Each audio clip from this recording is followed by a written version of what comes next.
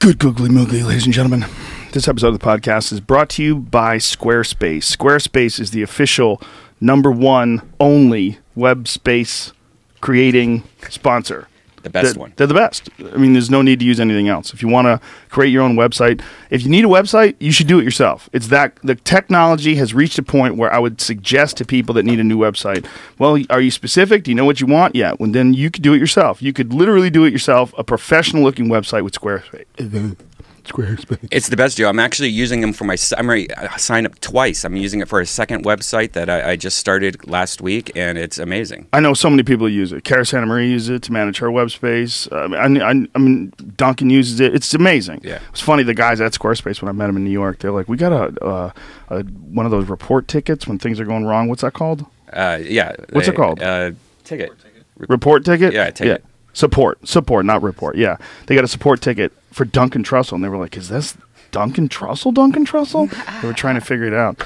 Squarespace is seriously, it's one of the easiest things you'll ever do when it comes to creating something that looks incredibly professional. You can create a unique website for yourself or your business with a simple drag and drop interface. They offer 24/7 support, and it works on everything. It'll work on your iPhone, it'll work on your Android phone, it'll work on a Unix computer, it'll work on a Mac, it'll work on Windows, and every site comes with a unique online version of it. The mobile version, everything's online. What the fuck am I talking about? Unique mobile version that matches the overall style of your website so that your content will look great on every device every time. Squarespace also has a logo creator where you can create a clean, simple logo design for yourself in minutes. And every single website you do on Squarespace, you can start an online store with it. Every site comes with an online store. It's super easy to do. If you can just attach photos to email and get around a computer like a normal person, you can make your own website. It's the technology has reached that point.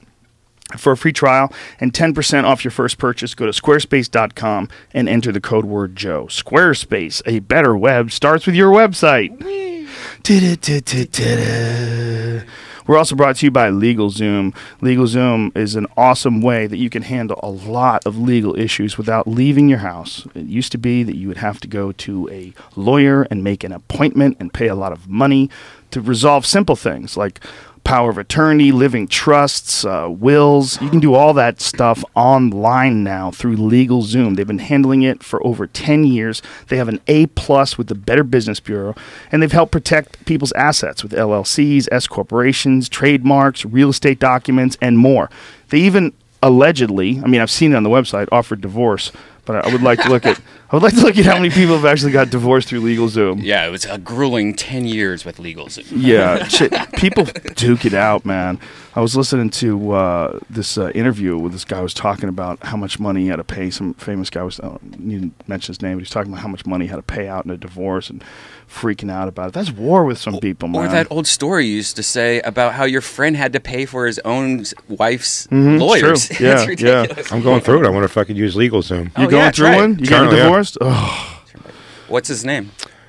Gary. Why would they let us get married? Why would they let us get married to begin with? Fucking fight. We can't be marrying each other. Anyway, go to LegalZoom.com. Dad, why are you marrying him? And see if you can get divorced from your boyfriend. Is it a boy? Your husband? Whatever. Yeah, my dad. Whenever a gay dude says my husband, I always just go, okay. Like it takes a second. You know what I'm saying? To prove you're okay with it too. I'm not judging, but like you said, husband, right? Your guy. All right. Oh, okay. All right. Well, don't you believe it's possible? I'm not homophobic at all, but if I see, and I live in New York, where if you see two guys making out, you're still like, weird. Yeah, it is weird. It's awkward a little still. Well, it's always going to be if you're heterosexual, because for the most part you don't see it until you reach an adult age, and then you're out in the wild with the wild homosexuals that just frequent these thoroughfares and these avenues, and then just like if you're in the wrong spot, like if you're going down Santa Monica Boulevard, and we should probably just start the podcast right here. Well, Joe, is there different levels of that where you look and see two people kissing, and you're just like, you know what, I'm a little hungry for that, or like, oh my god, that's hot. Like, is it at all like on and off? You think like just some people look at it and go, to who? What are you saying? Like if you're walking down the street and see me? Are you asking anybody, me? like, anybody? You. If I walk down the street and I see two guys kiss each other, do I ever say, is that hot? No. Is it completely hilarious and like weird, or is it like mildly like, oh, I see what they're doing there? Or is it like, because it seems You like should there have would be thought different this levels. question out way before you tried to just se- express it yourself in just- such a complex manner. It just seems very like, I wonder if there's different levels, because I'm like, that's hilarious and creepy and weird. Well, it Sometimes. depends on what the guys look like. You know, it doesn't. because there's a broad spectrum of masculine to feminine homosexuals, just like there are, women look different. You know, I mean, if you run into two of a certain type of women making out, it's not fun.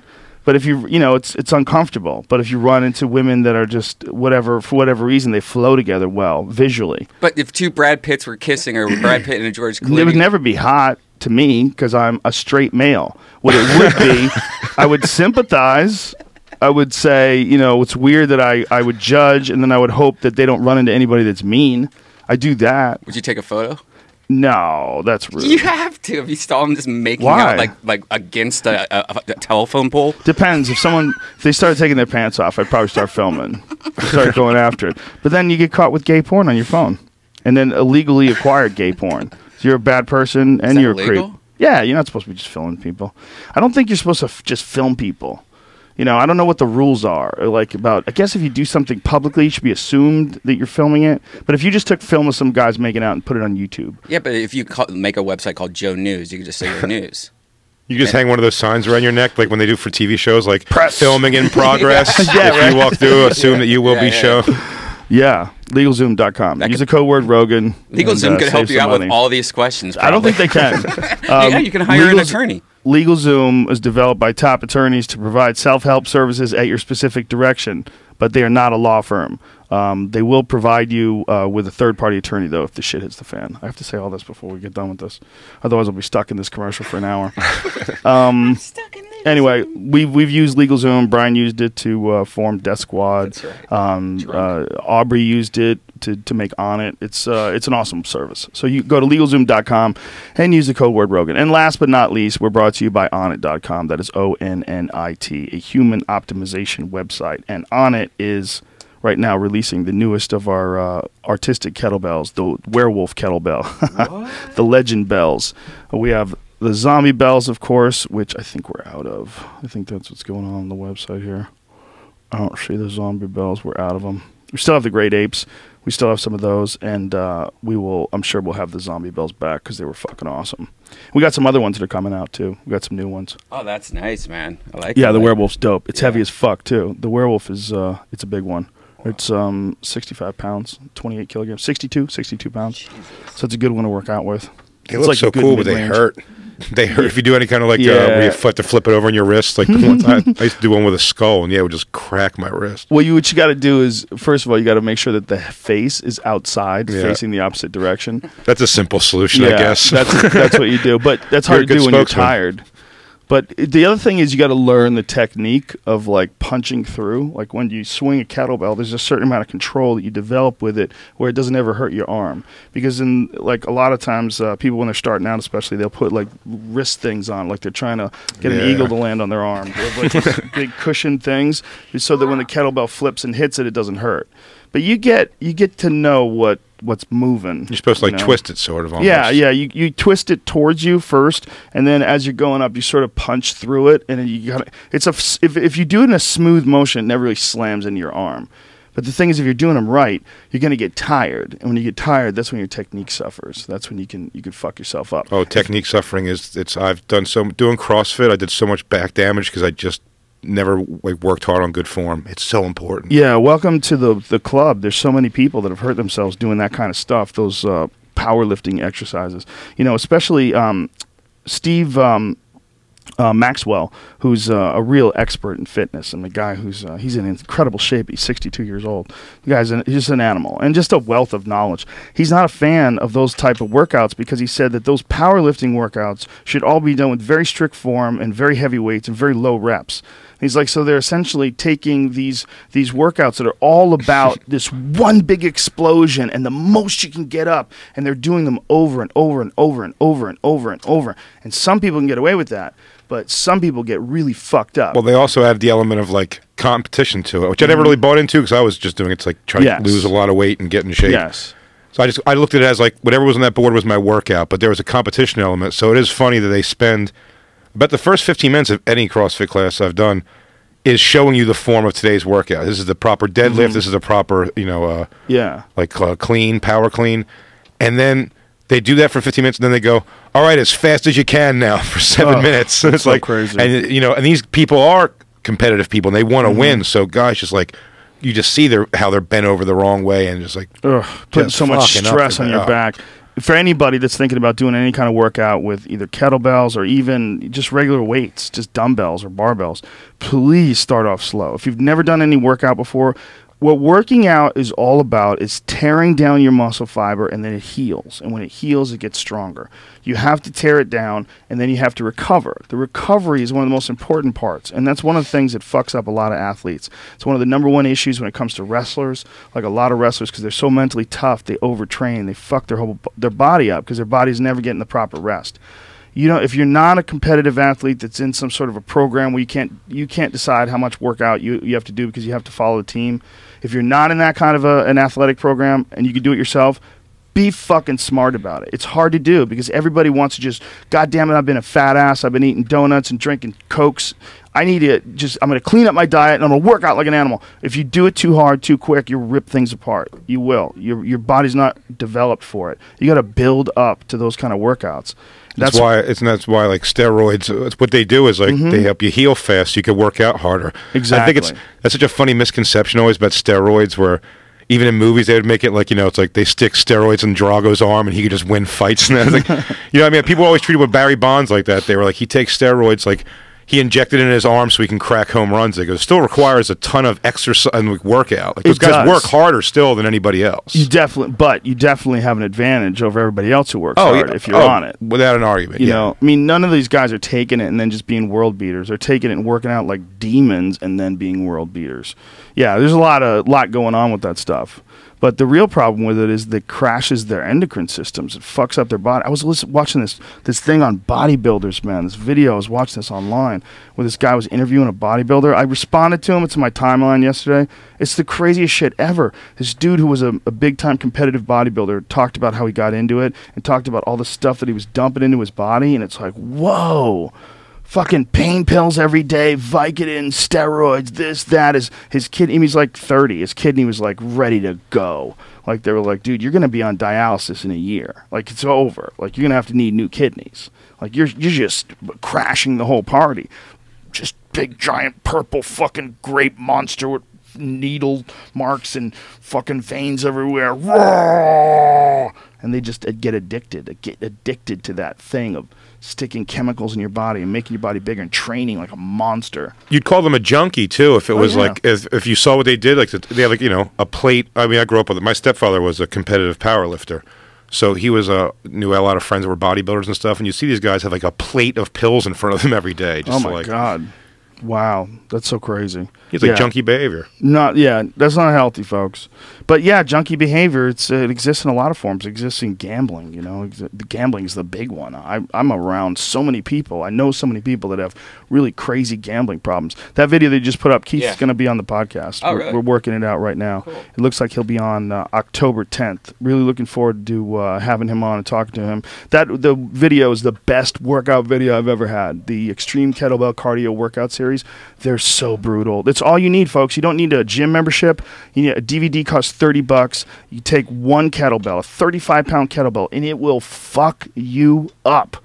I mean, literally, you don't need any more equipment. And that kettlebell will be around to the end of time. It's solid metal. Those things, they're so fucking durable. You never have to worry about them breaking. I mean, you buy one, you have that for life. You can pass those things, including the artistic ones. The werewolf and the chimpanzee, those are solid cast steel. I mean, those are iron kettlebells. These are like the old Russian metal. I guess it's iron, but the Russians were the ones who developed these things, this design. I mean, there's some of them, they make some of them that are like aluminum on the outside and they're kind of weighted on the inside. These are not those. These are solid metal, and they're awesome. You can't get like any better quality kettlebells. We found the best ones you can get online, and they're a little more awkward in some ways to lift with than some of the like what they call competition kettlebells that are larger kettlebells but lighter. But that awkwardness, I think, is good. Everybody's trying to be fucking comfortable with these goddamn things. They're difficult to use, And that's how I do my squats now. I put a 70 in each hand, and I do those things. Jesus. It's awesome. Go all the way down to your ass touches your calves, and just think you're fucking fighting for your life. Think that werewolves are chasing you and shit while you're holding on to it. I do. I think that like my life's in danger. I think I'm on a hunting trip and I'm trying to get up a tree and a bear's chasing me or something. Do you have like the werewolf ones like right here going? I'm Well, it's funny. Someone referred to that kind of like training as like apocalypse training. Yeah. You know, it's all functional movement. Mm-hmm. Yeah. Like, what could you do? Like, that functional movement is like. It's huge. Yeah. Like pull-ups and stuff like that, even just those basic movements. Like, it's amazing how I can't do a pull-up still. Like, if I was, I remember always feeling that feeling if you were like falling from a building, and in movies they'll catch themselves on a ledge and they're like, whew. Yeah. Like if I was just going to delay me dying for like a couple more seconds, like I couldn't Not even possibly that. pull my body. Maybe with an adrenaline shot, I shoot up, but something tells me if I had to pull my own body weight up a building, I'd be gone. If you had to catch yourself by your hands, you'd have to be like one of those parkour dudes. Sure. Those super gymnast dudes. Most of us would just spaz off the building and fucking crash to our death. Or if you had coke nails, they would probably like Like werewolf coke nails. Have you ever seen those Russian guys who go out on like the cranes? Yeah. And do like chin-ups and Dude, stuff? I can't watch that It's shit. like, that much. It makes my legs feel weird. Onnit.com. ONNIT. We don't have to end this. Or we can end this, rather.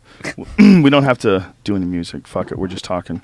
Use the code with Rogan. Save 10% off any and all supplements. A lot of new shit in. Including, if you haven't had it yet, the Warrior Bars, which are the most awesome fucking thing ever. This thing that we had made, it's an ancient Lakota recipe. It's organic buffalo meat. I'm bringing stacks of these when I go up to Alaska. No antibiotics, no added hormones, and it's got 14 grams of protein and 140 calories. 4 grams of fat for every 2-ounce serving. Very healthy for you. All kinds of cool shit on it.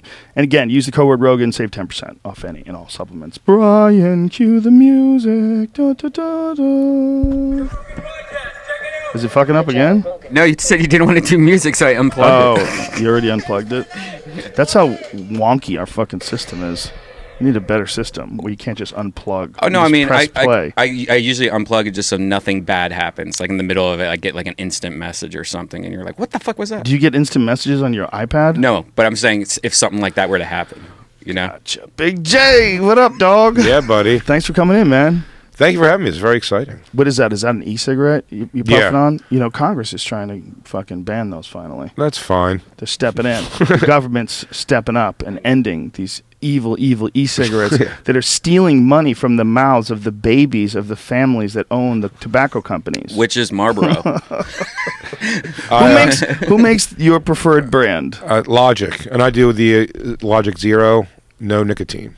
So now I That's just need no just for the nicotine. action. Yeah. Oh, I see. So it's like just a habit thing. Crutch, yeah, but I haven't. I actually looked yesterday. I'm like 29 days from a year. That's interesting. That's interesting. Like a zero tobacco thing that just fills the habit because It's you got a just habit of pure water vapor. Yeah. Wow, and there's no feeling whatsoever. Do you get like a little mental thing that happens? A mental thing, yeah. When I Coming get the itch soon to to go, like theaters. What the is things that? I've always wanted to do. What are you putting up? They just New York just said that now e-cigarettes are allowed to have paid commercials during movies now, and What? this has not. You know, they haven't had that for 16 years since regular cigarettes were. Wait a allowed. minute. You mean before the movie plays? Yeah, like paid product placements. Oh. But wait a minute, that's not a product placement. Is that before the I'm the sorry. movie or in the movie? Paid product placements in films has been off limits for tobacco companies for 16 years. So now they're allowed to have paid, like in movies, they're allowed to be paid. So what you're saying is like if you watch the Incredibles or whatever, And they all they're- pulled they're out smoking e-smoke. e-cigarettes, they're getting paid for that. Yeah. I don't know why I said the Incredibles. I was gonna say, Or what's Toy the Story. one Pixar's Or gonna throw in. Toy Story. Well, I was gonna say, what's the November Man? What's the new one with the Pierce Brosnan Brosnan? Yeah. fella? Yeah. So if he's smoking an e-cigarette, it's one of those things. Right. If he gets paid to do it. That's so weird. That they do that on television. You know, like you'll only be able to use like Mac computers on some shows. It's so weirdly obvious too. I just remember American Idol. Like every judge happened to be drinking a Coke turned out to the right. Yeah. Well, there's that too, and there's also like on certain shows, like you'll see everything, even movies. You'll see like every product is a Sony, and they'll close up on the Sony phone when someone gets a phone call, so you see the Sony logo, and it'll be on a Vio laptop, and you go, "Oh, Sony has a deal in this movie." Actually, when it's not Sony, it seems like it's always not, like they always use Apple computers and they always have the sticker over the Apple logo, or iPhones, but they have the Apple logo covered up for some reason, like every single TV show. So it's almost like Apple's like, no, it's obviously an Apple though. You have to pay us to show the Apple No, logo. no, you got it totally wrong. Totally it's the opposite. Yeah, they don't get paid by Apple, so they cover it up. That's what it is. If Apple paid them, then they would have. Yeah, they're like, we're not going to advertise your thing. Yeah. But isn't it weird that it seems like every show does use Apple products in all their shows? They want to, you know. There's like a cult of Apple in Hollywood for sure. You know, I'm not sucking my own dick, but I did a show called P. Diddy's Bad Boys of Comedy on HBO. And it turns out, that was just an entire season of a TV show to promote Sean John clothing. Really? And they made you had to wear Sean John clothing, yeah. You had to wear it when you did stand-up? So they dressed me up in like hip-hop clothes. It's great. What? It's really Wait a minute. You had to wear their clothes to do stand-up on their show? And all they could find in my size was a short sleeve, like zip-up sweater that said Sean John across the front real big. Oh, my God. And I was about 70 pounds heavier than I am now. Wait a minute. You did stand-up with a Sean John shirt on because they made you wear it? Oh, yeah. I did BET's Comic View with my pant leg rolled up in my first year of comedy, I think. One pant leg rolled up, like LL Cool J. I bought it in full wigger. I went hard on it. Did you? For how long? Just, you know what it was? I started out in a black comedy room, and I just found out I could fucking destroy if I just went right to him. Right. On that level. Now I actually loathe that kind of comedy. And it's fun to expose that. Like the white guy who goes into a black room and just like, come on, y'all. You know when you buy a bitch a drink and then that bitch walk away, I'm going to go dancing with that drink, bitch. I bought it. And, you know. Yeah. Just, you know, every joke's like, you up in a club. Well, there's a few white guys who take on that role with zealous intention. Yeah, you know, there's a few of those white guys. There's always like one or two of those out there that like get known as a white guy who does black rooms. Oh man, well, yeah, Gary Owen. I watch him. It blows my goddamn mind. I have no idea. It's like listening to. What's funny is that if they turn the microphones off on the audience, you'd be like, and you said there's all black people in the audience. You'd be like, well, they're probably furious, right, at what's happening. Like they're basically being called clowns. Like they won't understand a white guy unless he does this. And then you turn on the volume of the audience and they're just roaring, high-fiving, just losing their shit in the audience. You're like, really? It's such a grand scheme pander. It blows my mind. You're allowed to do that pander though. As long as it's like positive, you're allowed to do that pander. If you do it good. It seems phony. It seems so phony. It seems really phony. Because there's guys I worked with in the black circuit when I started that like fantastic comics, black and Bill Burr used to do some of those rooms, you know. But isn't it weird that like no one has any issue whatsoever with a black guy who does like alternative comedy, like that really deadpan, you know, no one's got a very problem with white nerdy comedy. No one would say he's taking on the affectation of the white nerds. No, but I'll tell you what, that guy eats shit in a real black comedy room. Yeah, the black nerd? Right, the black nerd. The black nerd is not accepted by it, no. Well, the white guy who acts like a black guy eats shit in a lot of white comedy clubs. Yeah, that's what happened when I first came to New York and Look I was at you. ridiculous. Wow. It's so crazy that they make you wear their clothes. This lady would not stop hunting. You couldn't say no. Couldn't say no. It was a part of the deal. Yeah. Wow. There was also some contract where where it's like he was your manager for like 3 years beyond that show or something. Like he got a managerial cut of anything because assuming anything you got moving forward from P. Diddy's Bad Boys of Comedy somehow was because of P. Diddy. That's no joke, man. I've seen that in reality show contracts. I've seen that where friends were thinking about going on a reality show and they brought the contract to someone and it turns out like say if you're like on a if they created some new show, like a Real Housewives type show, and then you became like the breakout star and took off and had like cookbooks and shit like a lot of these chicks do and started making bank, they get a piece. They get a big fat piece of that, man. That's not all yours on some of these contracts. Oh yeah, because it'll even be called like Oxygen Networks, whatever chick presents. Yeah, it could be. Blah, I mean, blah, you're blah, allowed blah, to use that in your credit, like as seen on, Sean Diddy's Bad Boys of Comedy. You're allowed to use that. You know what I'm saying? What a ridiculous but like show. they'll own you. Like they're saying that you have no value other than the value that they gave you. I mean, they own it. Like they don't benefit from having a talented person on their show that rewards them and gives them ratings, which in turn gives them more advertising. No. They want a piece of your future prosperity. Your future prosperity based on you being an entertaining person that they put on television. So not only do they want to pay people just a shit tiny amount of money, then they want to script what they're doing, but then treat them like they're not even actors. They treat them like they're these weird slaves. These robots that they made out there in the world. Yeah, because no actors let anybody do that. You don't get on a sitcom and they say, okay, we own all your book sales and your fucking anything you do in the movies or anything from here on But out. the reality stars, though. Are you totally against it? Because there's some issue of the reality stars, though, are completely made by the network. They are not slaves. So what, though? But but how is it any different than actors? Because actors are better at it. Because they treat it as a craft. Because there is a skill there. Yeah, there's something that's like. What about the ones that suck? Yeah.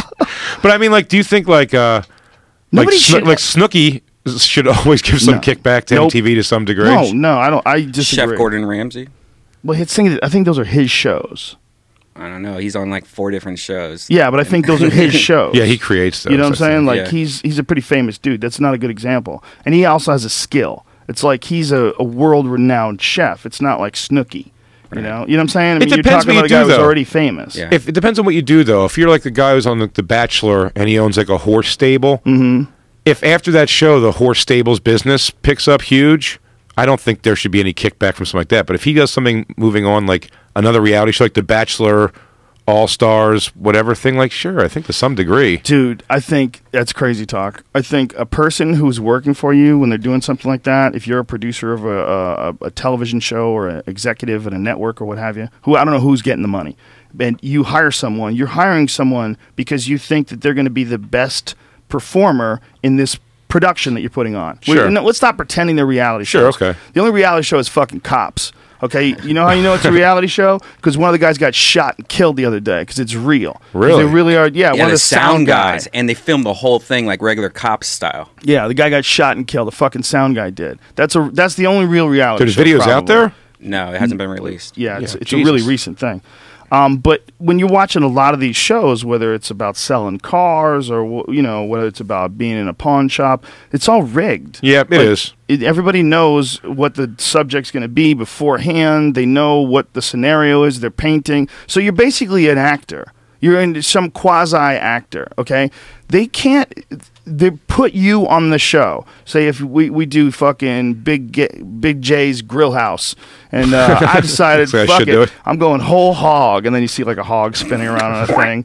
Big J, I do stand-up comedy, but I also love cooking, so I decided to open up. And then they own you? They own you? They own a piece of you forever? That's horse shit. The reason why they want you on the show in the first place, whether you're some crazy housewife that fucking gets pilled up and starts screaming at people, or whether you're Charlie Sheen, if he ever does a reality show. The reason why they want you is because they think people are going to tune into you and they're going to benefit from that.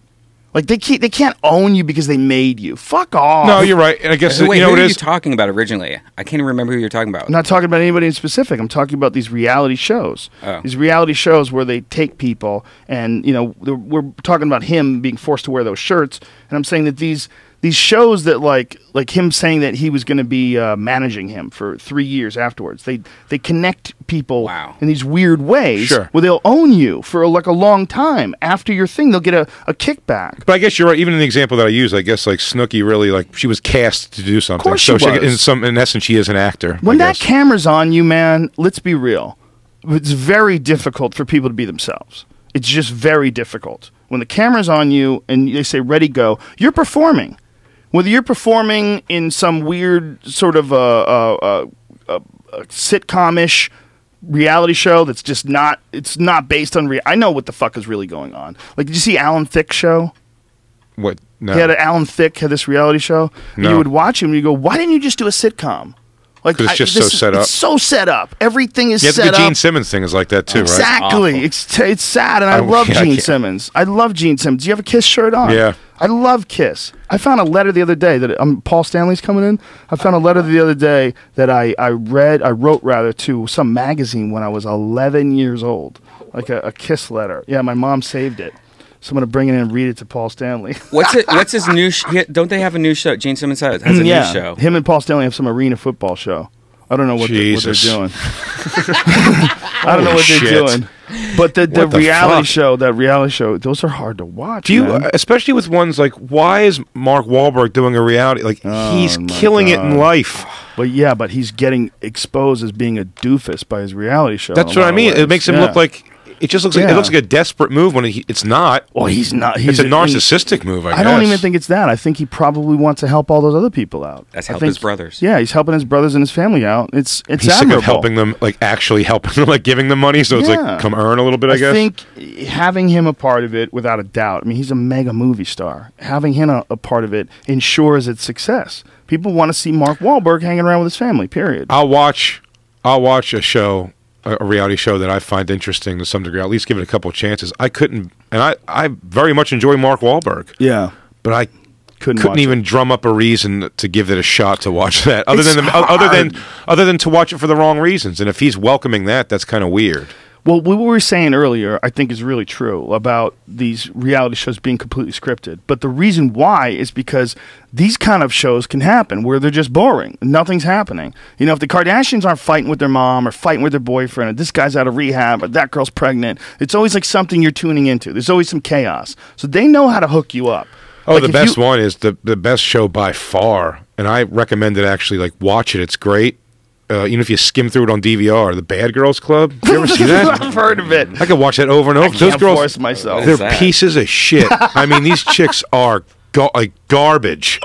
And every week they fight online. They fight over just immediately out of the gates. It's like, this bitch thinks she's cute, and they're like, "What'd you say, bitch?" And then they hospital fights that get them at the hospital.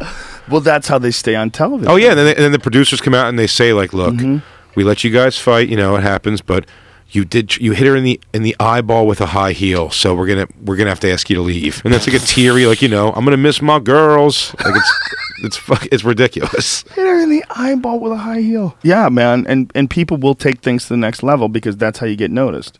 If you don't take things to the very next level, you don't get noticed. Yeah, it works. I mean, that's why. I mean, the UFC is such a great example of that. It's buried boxing. You know what I mean? Like, it sort of has. Well, the problem with boxing is there's only like a few big stars. There's like a few fights that you want to see, and they're just going to punch, like the Floyd Mayweather Maidana fight this past weekend. Right. Mayweather's a master. He's a master boxer. It's beautiful to watch. I mean, he really knows how to fight. I mean, he's just one of the rare. Real, like him and Bernard Hopkins, James Toney is a good example. Just the real Andre Ward, just boxing masters. Like, if you understand how difficult it is, what they're doing, it's amazing. Yeah, but you're watching a guy paint a really beautiful picture where in MMA you get that too, and you get to satisfy that gladiator urge that you want to see two guys fight. I get my ears perk up on any time I see people fighting on the street or anything. It's like. Yeah, that's human DNA. Fun, yeah. Well, the added elements of takedowns and chokes and slams, and it makes it more crazy. Kicks. And if you're a guy who's a fighter, if you're a young man who can box, the reason why there's no stars, I think, is you're almost like, I could probably learn some spin kicks and really like that's such a much more glorious way to win. Is the cage, like Anthony Pettis cage kicks wins are like the prettiest thing you've ever, better than any, or at least.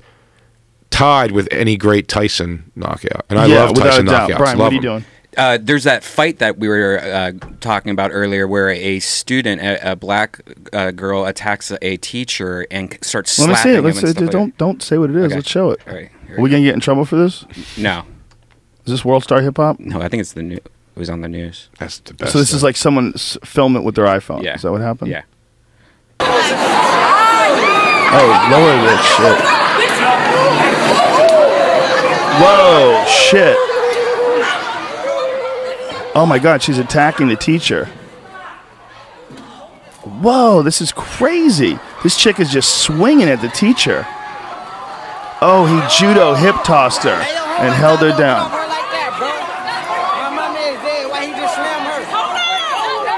Whoa, that's crazy. That school needs crazy Joe Clark. Holy They lean shit. on me. They need to lean on me, principal. I think I would have went more crazy. He handled it way better than if that chick started slapping me. Well, this gets into the subject of what we were talking about the other day with Anthony Cumia getting hit on the street while he's taking photographs.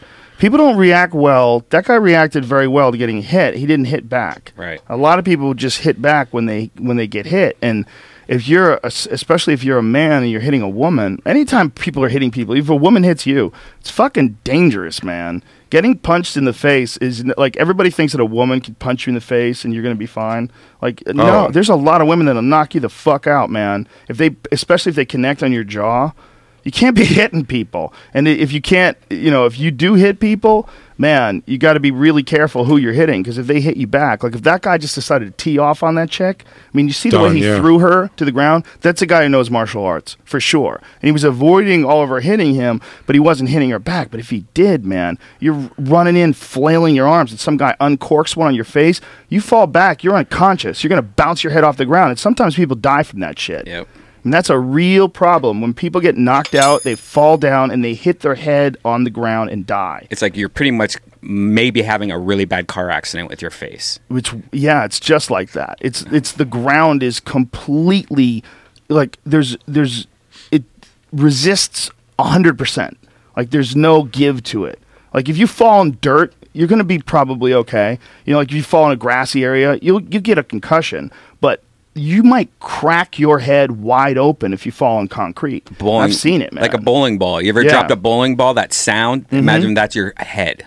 And the amount of distance that your head travels. If you're a 6 foot tall man and someone knocks you out, you're probably going to travel a good 5.5, 6 feet. I mean, depending on how you're standing, you go unconscious. That's a lot of distance, probably more than 6 feet, because it's, you're going to fall back first too. I mean, there's probably going to be a lot of momentum connected to your head, bouncing off that concrete. It's awful.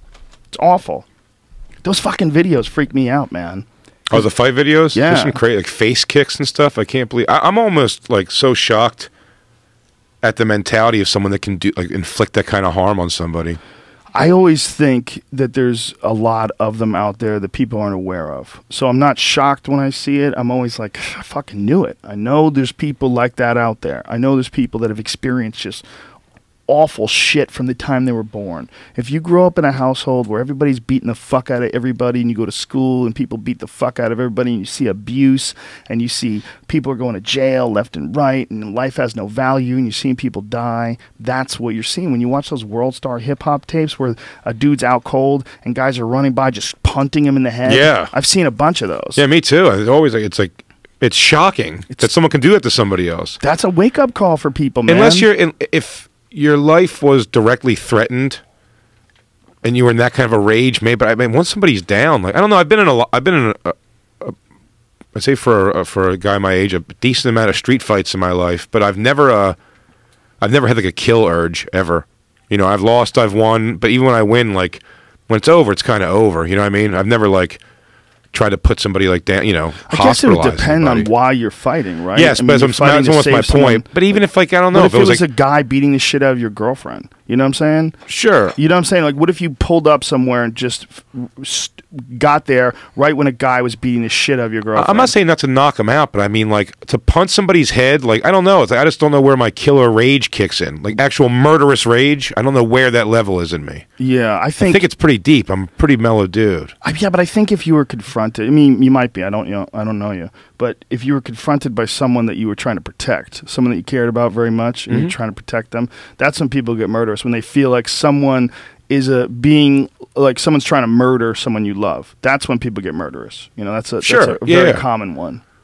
But I'm saying, my point just being like a street. I promise, whatever the situations were on the World Star Hip Hop videos where guys are getting face punted, I promise they weren't. It wasn't calling for that. Yeah, you most likely punting a guy who's already unconscious. Well, I've seen a few of them where it's people just being drunk idiots. Yeah, laughing about or talking shit, or starting a fight when they were too drunk and they got knocked out, and then once they were out, everybody just started taking free shots at them. Did you ever see that? It's literally the worst people in the world, quite possibly. And I think you would agree, especially someone who's trained in martial arts, which you have. And have you ever seen that video of the guy, the weird homeless black guy, who's crazy, and he goes into the karate studio. Oh yeah, and they kill him. And I don't know if he's dead, but that was supposedly what happened. Was he died? That's I mean, the noise he's making after that excess, Yeah. and what's ridiculous about it? It was such a cock wagging, because the reason that guy went so far is because when he was trying to like do a show off, like, oh, let me stand up and fight this guy, and like, you know, shut him up. He wasn't doing very good. Like, Yeah. the karate guy was not like beating his ass in this fight. Like this weirdo was actually like giving him a hard time to some degree. Well, the other guy knew how to fight a little bit. You know, the other guy knew how to fight a little bit. The guy got killed? Yeah, he definitely had. You think so, really? Yeah, enough that he had been in fights before. You know, he wasn't totally helpless. The guy beat the shit out of him, but you were right. In the beginning, he wasn't getting the best out of it. Yeah. I think the guy had probably, I mean, he must have had some street fighting. Yeah. And he was also crazy. He's crazy. They But took advantage of him. the guy thought he was going to like kind of like Yeah. knock him around a bit and make him look stupid, but it was taking him long. We should Snopes that, because I don't even know if that's true. You know, man kills man in homeless man in karate academy. Now I feel racist for assuming he's homeless. I don't know if I he's think homeless. he is. I mean, that's what the story always was. Yeah, the guy's black and crazy. He's probably homeless. In karate academy. Snopes. Let's see. Karate instructor, unofficial.com. Murder of mentally challenged man. Yeah, it seems like it really happened, man. But I mean, those face stomps, like, what kind of human being does that? The Terrible kind of guy, people. but I mean, the kind of guy who gets a buzz cut and grows a mustache and works in a karate school. Do you know what I mean? Like, that guy seems like, not that you can't be crazy and be all those things, but doesn't it seem like a guy who's a little put together? Well, the guy who was the main guy was a Marine. He's a karate instructor, and he let his student, who fought this guy, and his student allegedly actually killed this guy. It's like the real life Cobra Kai's. It's like Yeah. they found a real evil karate teacher. Yeah, but there's a thing, man, that people do. There's a video, Brian, if you want to pull it up. What should I search for? Well, actually, we probably shouldn't see someone getting killed, right? Yeah. It's Kinda brutal. fucked up. I mean, it's online, but It's really it's a tough one to watch even. well, that's he was up for assault on the 18th of the month on an unregulated charge. Wow. So I don't know what the fuck. You think happened. if it's true, you think with that kind of evidence, should that guy die? Okay, this is stupid, man. They don't know what the fuck they're talking about. Hold on a second. This is one of the things that says sources in the medical and law enforcement community tell us that indeed the victim must have died. The snoring at the end is so-called agonal breathing and a sign of massive brain damage and impending death. That's just not true. It isn't true. When you get knocked out, you snore. That's whoever said that has never seen someone get knocked the fuck out. When people get knocked out, they have that horrible snoring. It happens all the time. That's really scary. It's a very Scary as thing. shit. Scary as shit. The first time I saw it, I was 16. Saw somebody laid out just. It doesn't mean they're going to die. That's not true at all. So whoever wrote this story, I don't believe him. This now. guy should come out and do a show. The guy, it'd be funny if he just comes. He has like a diagonal face. His face is just got the guy's footprint in it still. It's all there's a video of it, and there's all these stories of it, but none of them substantiate any like legal stuff. I guess you'd have to look into it deep enough. But apparently this shit was a long time ago. Yeah, it looked like it was a long time ago. Looks But I like mean, it was like in based the on the theory that if he did die, do you think that guy deserves to die? The guy who did it? The guy who died deserves to die, No. or the guy who killed him? The guy who killed him. Well, With that kind of evidence, like it's clearly from that. it's clear that they were fighting. I don't know what the conversation was that led that guy to be fighting that guy. I don't know if he said, "I'm going to come in and fight to the death." I don't. You know what I'm saying? Do you know what I'm saying? I don't. It didn't seem like that kind of a dark underground like Kumite situation. But It's the like guy- some place in Des Moines, Iowa. Right. It was. I think it was in somewhere in Georgia. But anyway, the guy was a schizophrenic.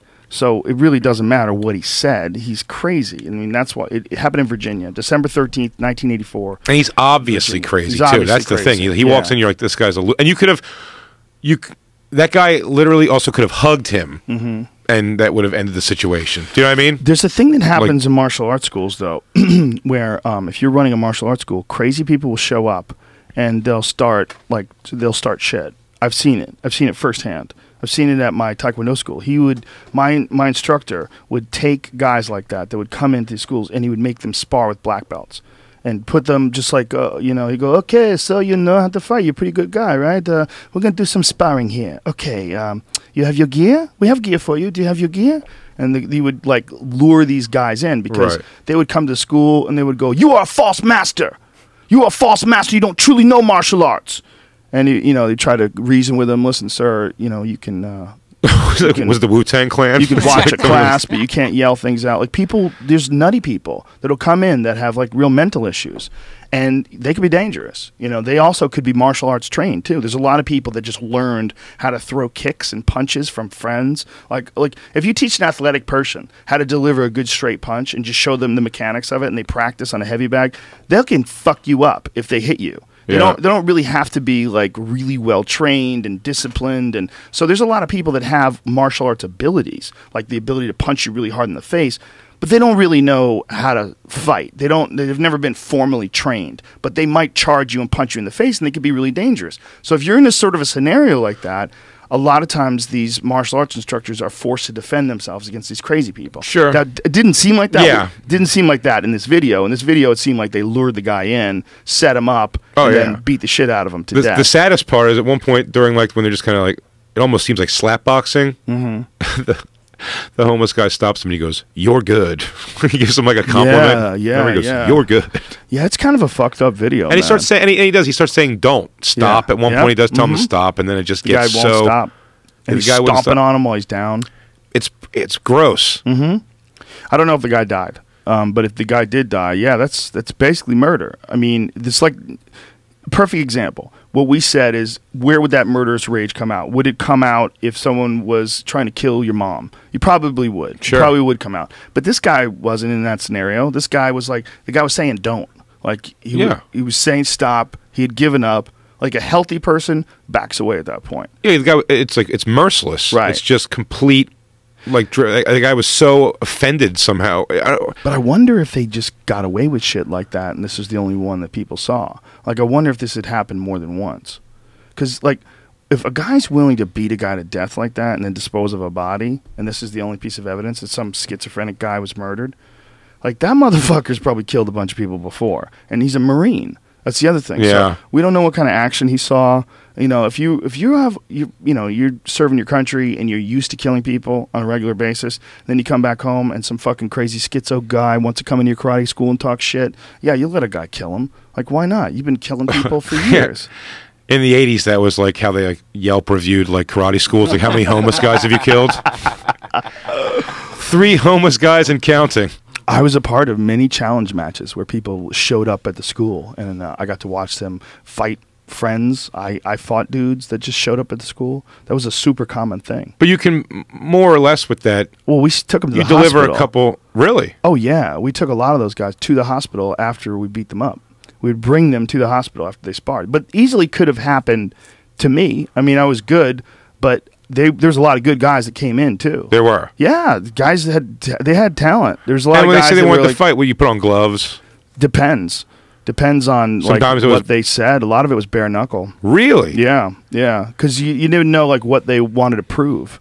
Like, what I've never been good at, even back in school when it was the meet me at the library, I'd throw a punch then. See, when the guy would say it, because I was like, I say, if I got to think about it till 3, I probably won't show. Like, I'll probably chicken out like later. Like, I'm angry now.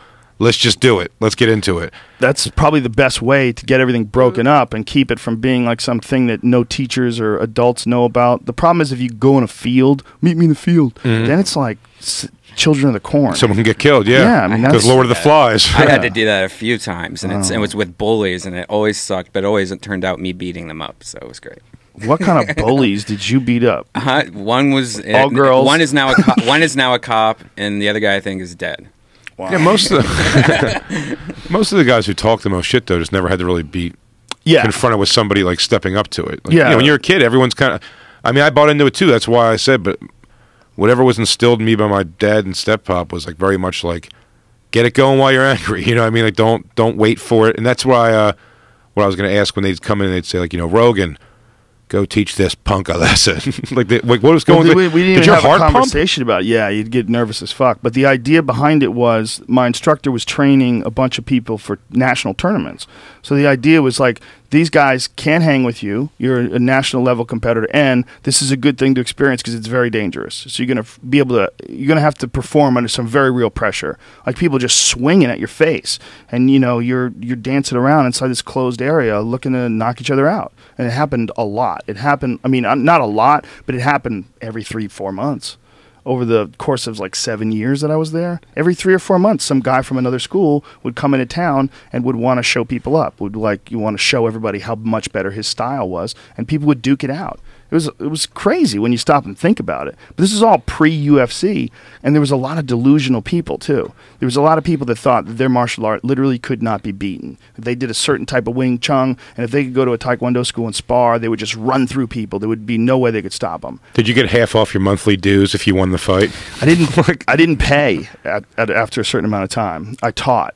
So like, if you kill 3 homeless people, you don't have to pay. When I was a kid, I started out when I was really young. I was like, when I was 15, I was completely dedicated, and I was there every day. So they would give me things to do. They would give me, like, I would clean things, or I would teach classes. I taught a lot of private lessons. Like the people that are first starting out, you have to learn in private lesson form. And since I advanced really quickly and I'd spent so much time there, I was pretty good at breaking down the technical aspects of like certain moves. You know, it's funny, and pardon the hand job here, but I think you're a fantastic comedian, super funny, and you have such the origin story of a guy who would not be. Do you know what I mean? But yet I know a few people like that too, people that are very like strict in life about certain things. Mike Vecchione, hilarious comedian. Same thing, he's like a very like regimented guy, grew up football, he was good at it, he excelled wrestling, went to Penn State, wrestling there, but hilarious comedian. But usually that doesn't breed the funny guy. Yeah, I think people usually like the introvert or the weird kind of like social awkward guy, or the class clown type goes on to that. But it's not usually someone who's like a strict usually that story becomes like I have 4 kids, they all wear Dockers and fucking sweaters. No one says fucking.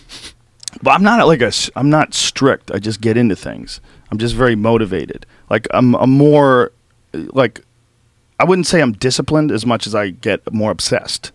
I'm disciplined at things that I'm obsessed about, but I'm not like a strict person. And in the other way, like I'm not strict socially. I'm just saying usually the comics who like a guy who's in shape and doing comedy and like cares about that and cares about his health, like it tends to not always be. It's usually a guy. It's like, some pig the other day, this fat broad because, at 165 pounds, you slob, just being like that. And you're like, who's relating to this? Right. And you definitely transcend that. But I mean, like, that's what I'm saying. It's weird that, I don't think that always happens. I think it's more of an odd thing. I think more the guys like, so I was getting, it's when all of your, like flaws kind of become your virtues in comedy, Mm-hmm. So the nerd who got beat up, now he's telling us stories about getting beaten up, and now girls will fuck him because he knows how to tell it funny. Do you know what I mean? That's usually the origin story. Yeah, but it doesn't have to be. See, that's the cool thing about comedy is there's so many versions. Like black guys have always had that thing where they're allowed to dress up really cool on stage, wear gold chains and crazy leather outfits. Like,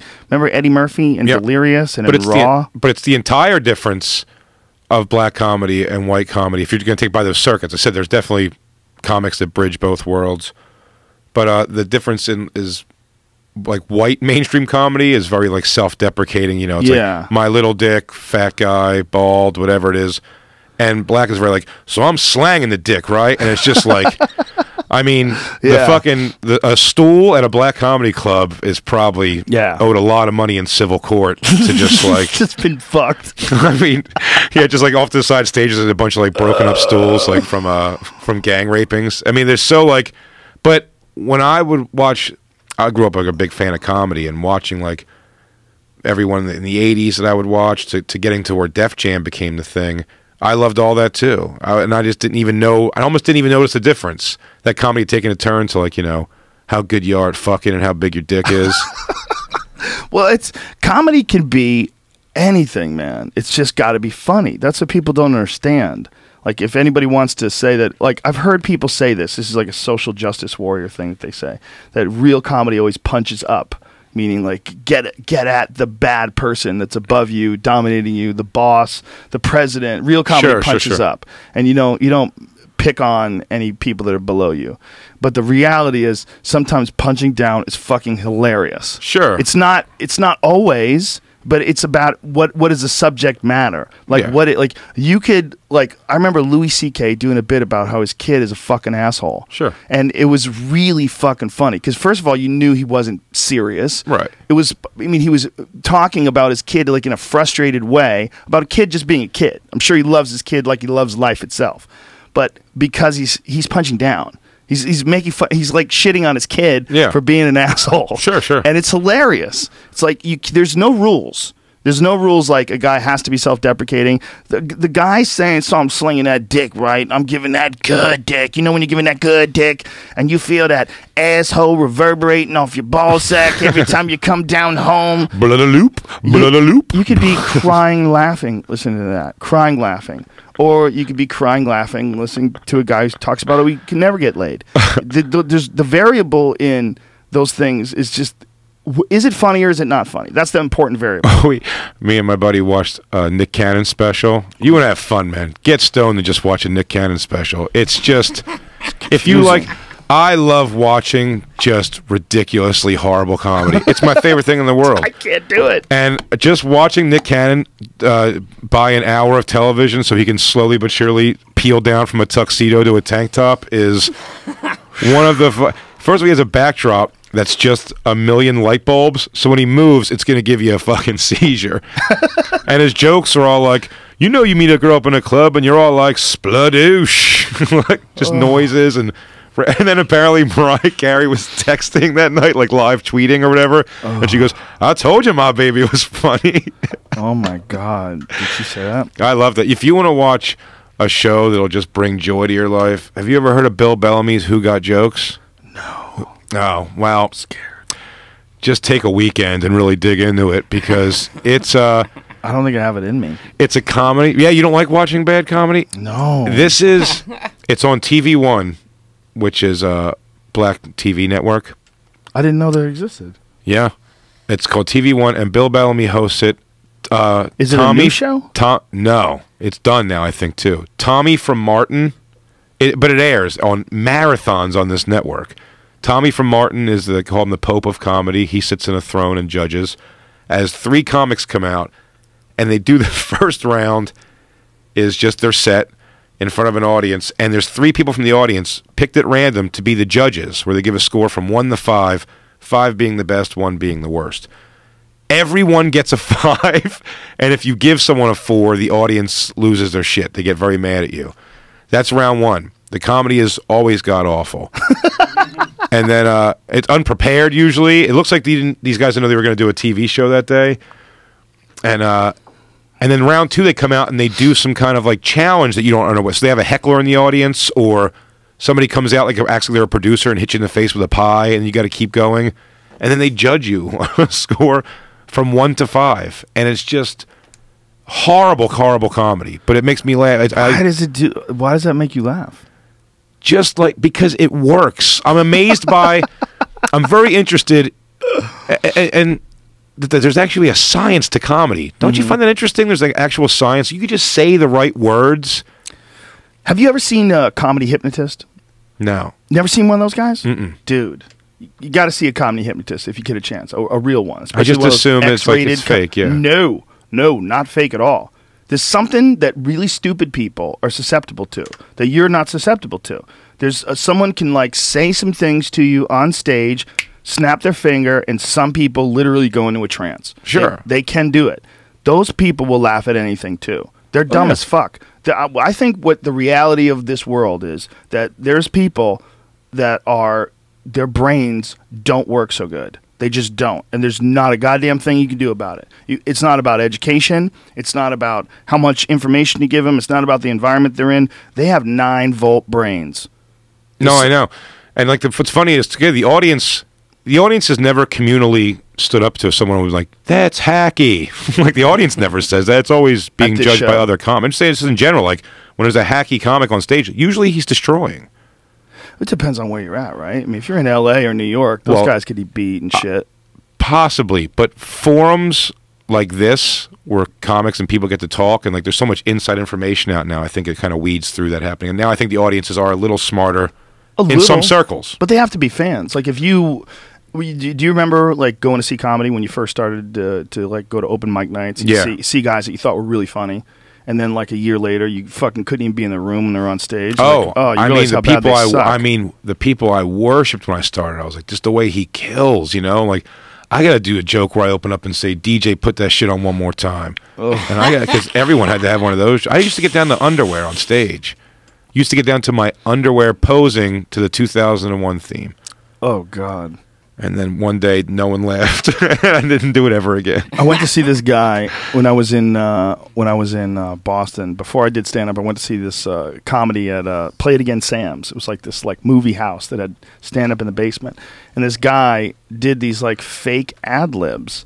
And I knew they were fake while it was happening. I didn't understand comedy, but he pointed to me and he goes, "And this guy's over here saying this," but I didn't say anything. I don't remember what it was, but I remember like he's like, "What?" I couldn't believe that he was pretending that there was some sort of a weird interaction between us for the rest of the audience. And so I realized that this guy was just bullshitting and his act was kind of this fake dance. And then as I got to know him, I kept seeing him over and over and over again. He was doing the same thing. Every time he would set this bit up, he would point to a guy in the audience and he's like this. And he would say the same thing. Like he had his fake ad libs with the crowd. There was no variation. So if you saw him more than once, the act was done. Like the veil had been lifted. And it doesn't bring any joy to watch like that level of shitty comedy like happen.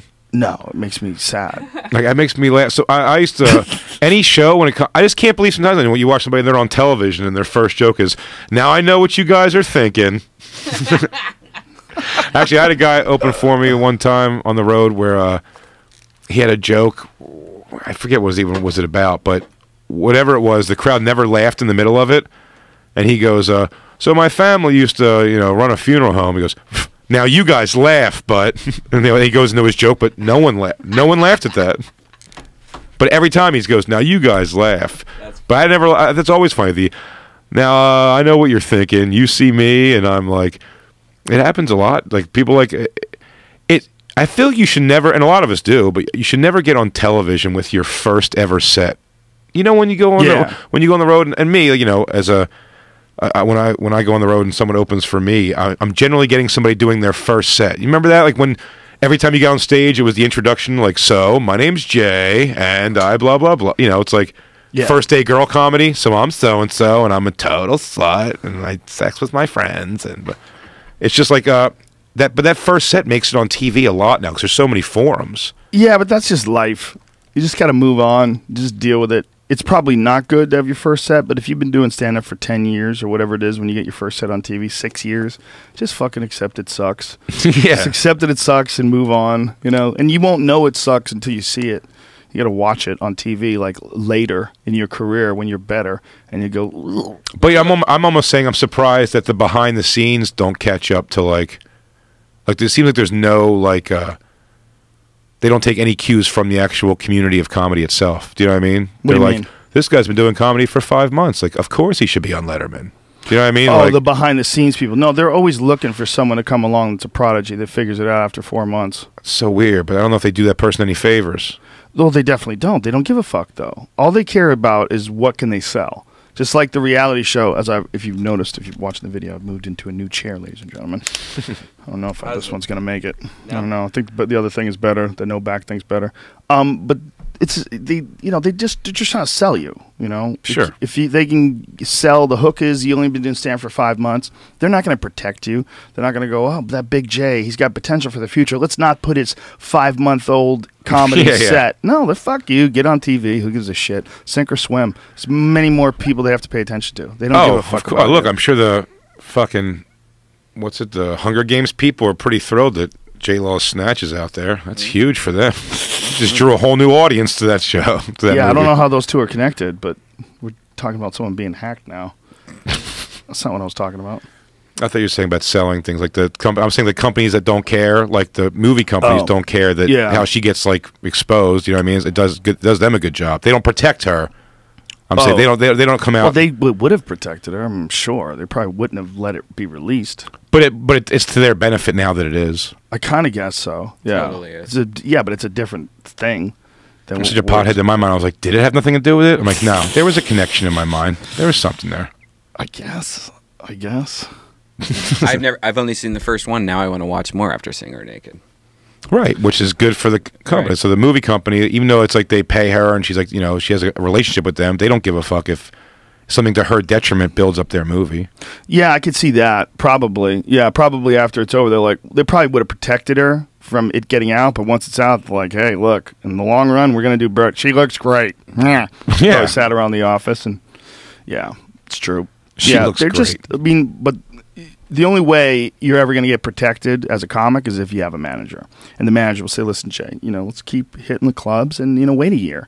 Wait a couple of years. Just work. Where's that manager at? Jeff Sussman. Yeah? My guy, yeah. It's hard. You got to develop comedians. Like, you got to treat them as like a long-term project. You can't like move people into a house before you even put a roof on it.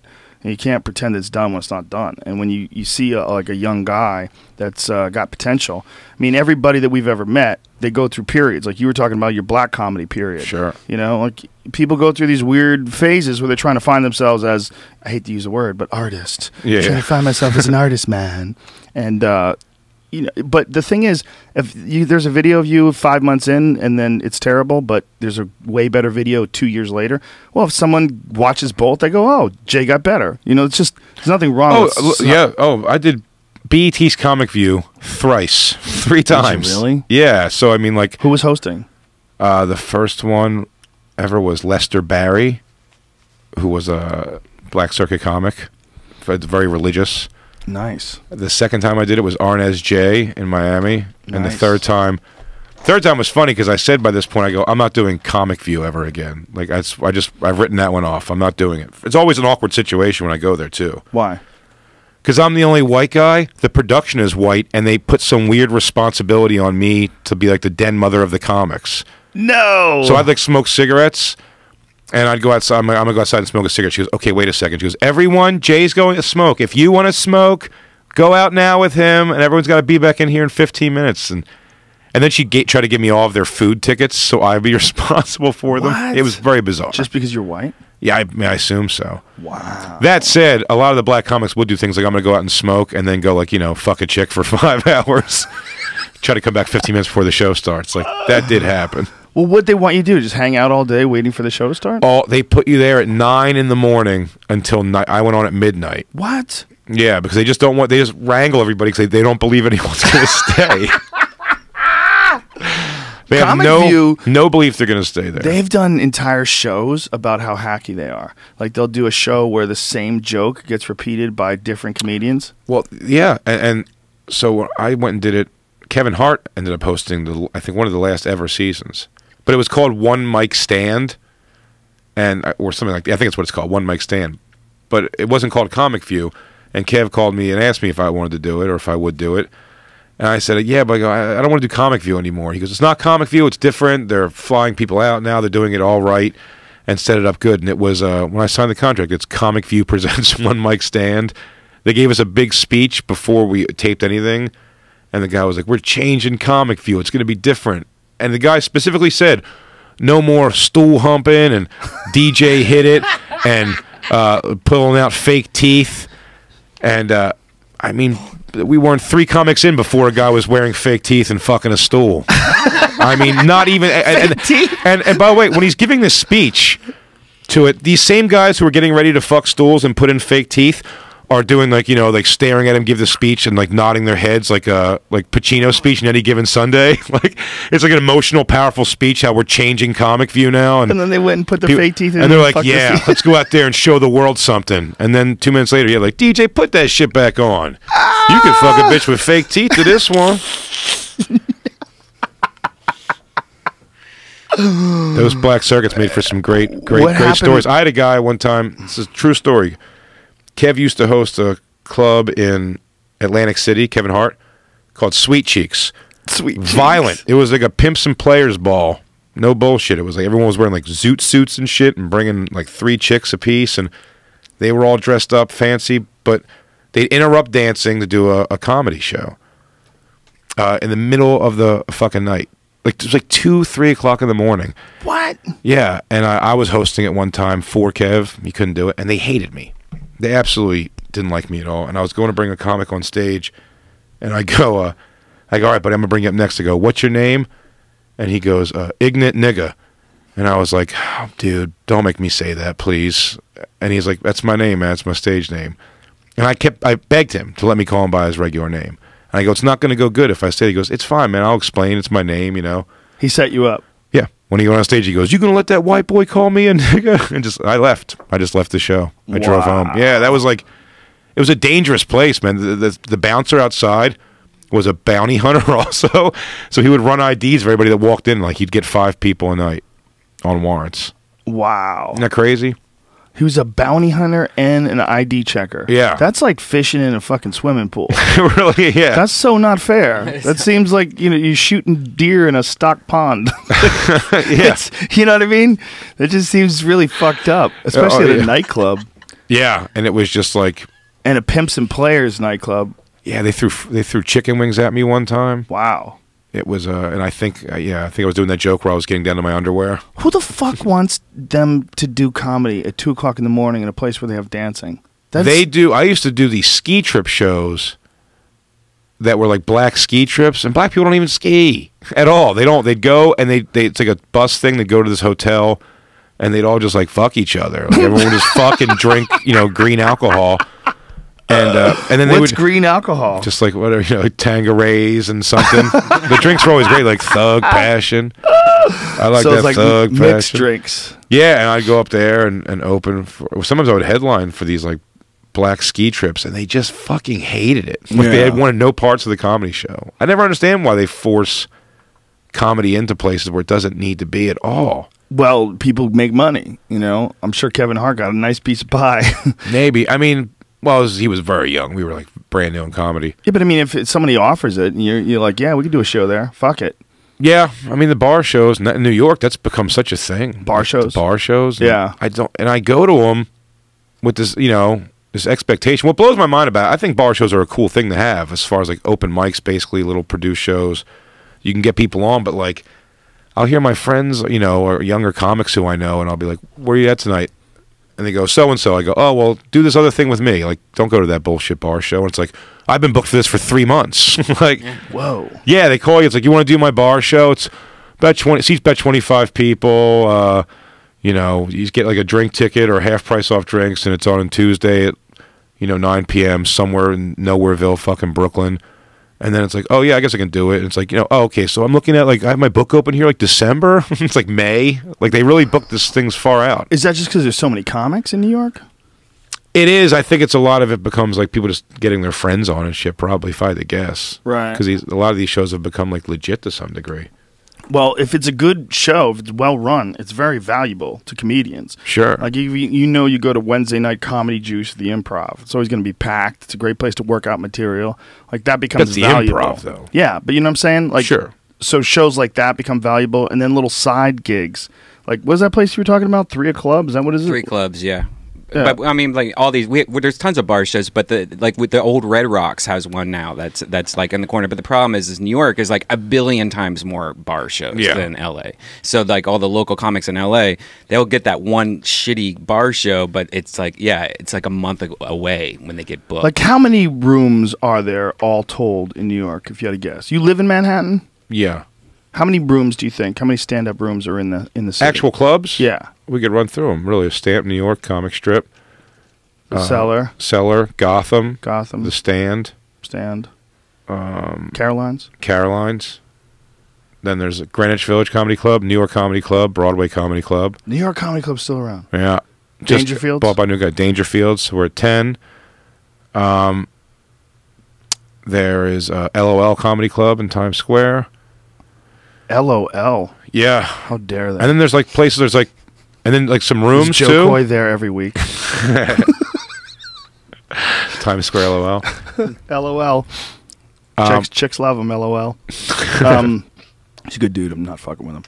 11. We're at 11. And then there's 12. And then there's like, Eastville Comedy Club. 13. I think. Yeah. I mean, it's pretty nuts. Like there's so that's the major clubs. It's real That's clubs. that's Did you the get main- Gotham? Did we say Gotham? I did say We said Gotham. So that's the major clubs. yeah. And then on top of that, you got how many bar shows, you think? In the city or around even the boroughs? Just and in the stuff? city. Just in the city. Just in Manhattan? I mean, there's got to be fucking 10 a night if I had to guess. 10 a night. At least. At Wow. least. That's crazy. It's also like the people that live in New York and go to New York, they're more into like plays and live performances than I think like the West Coast is. Well, if you're a young person or any person who's got free time at night and you're looking for some entertainment, it's one of the best places in the world to go. You can go to the Cellar. You can go to Caroline's. I mean, you can see live comedy in New York every night of the week. You can see killers. You can see, Attell and CK and all these different people show up at clubs. I mean, it's one of the best places in the world to go out and see live comedy. Oh, New York. Yeah, it's I mean, fantastic. they're like, just to go out. I mean, that's what people, if they've never been in New York before, they're like, there's so many restaurants, there's so many this, there's so many that.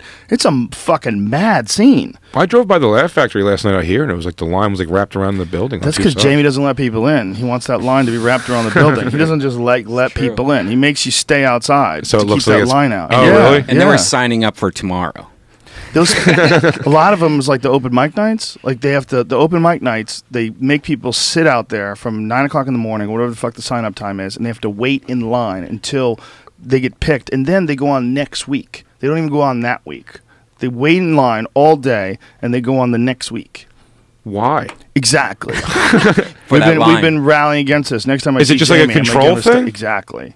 It's a ridiculous idea that he has that in doing so, he makes the club look more special because there's always a big line. It's tough to get in. Why put your thumb on people that could eventually, like, say, like, this is my home, this is the club that showed me the love? Like, why? Yeah, well, I never it's got that. That same evil shit that makes producers put someone on a reality show and then try to own everything about them for the Yeah. next, 10 years or whatever the fuck it is. It's the same thing. It's that greedy thing that people do out here.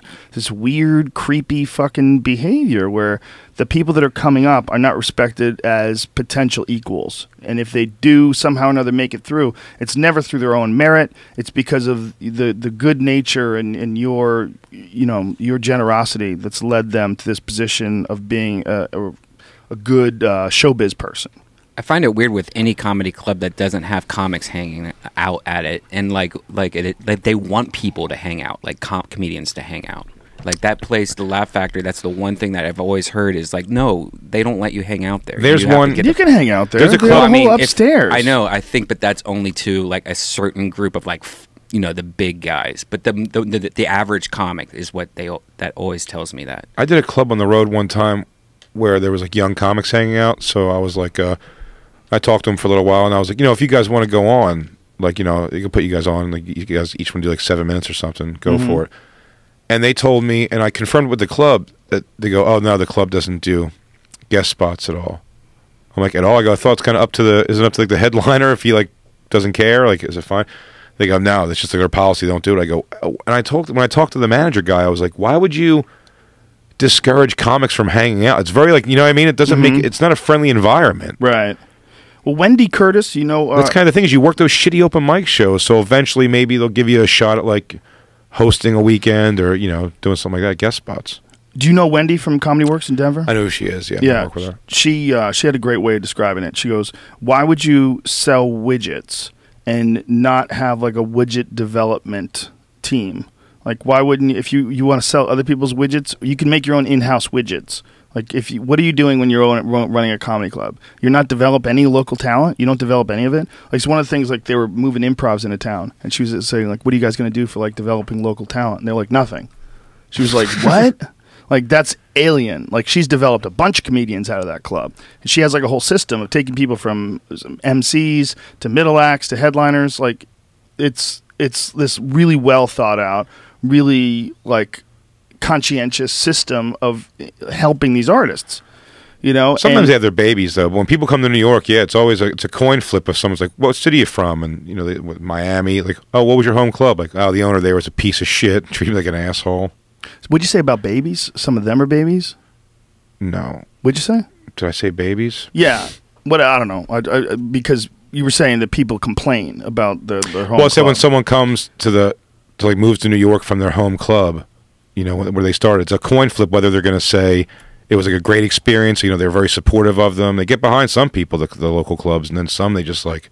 They're such shitty people to me. But I never understand being shitty to like local talent. This crazy people own clubs, you know, like crazy people own dance clubs. Crazy people really own tends restaurants. to be a certain personality type. Yeah. You got to be a hardcore motherfucker to own a bar, you know, and to own a comedy club and just want to deal with comedians all the time. You got to be either someone who loves comedy or an insane person. Do you get frustrated when people that are around comedy enough, even if it doesn't make sense in their life, they're like, I'm going to try, and they start doing open mics, or do you like go for it? What do you mean? Do you get like, I know there's club owners in New York even that just fucking start doing comedy after owning the club for like 3 years. They're like, I'm doing it. I'm going to give it a shot. But who knows? Maybe they'll be good. They hire bookers, and the bookers start trying to do it's like very weird. Well, Eleanor Kerrigan, she was a waitress at the Comedy Store forever. I knew her as a waitress for more than 10 years. Now she's a real professional comic. She started like many years in. Did she have being around comedy? No thought about doing it ever? Nope. Just got a job one day. Actress. She was an actress. She did a lot of acting. She was in wrestling. She did some pro wrestling. And then somewhere along the line, she just decided, fuck it, I'm going to go on stage. And she started doing stand-up. Yeah, I mean...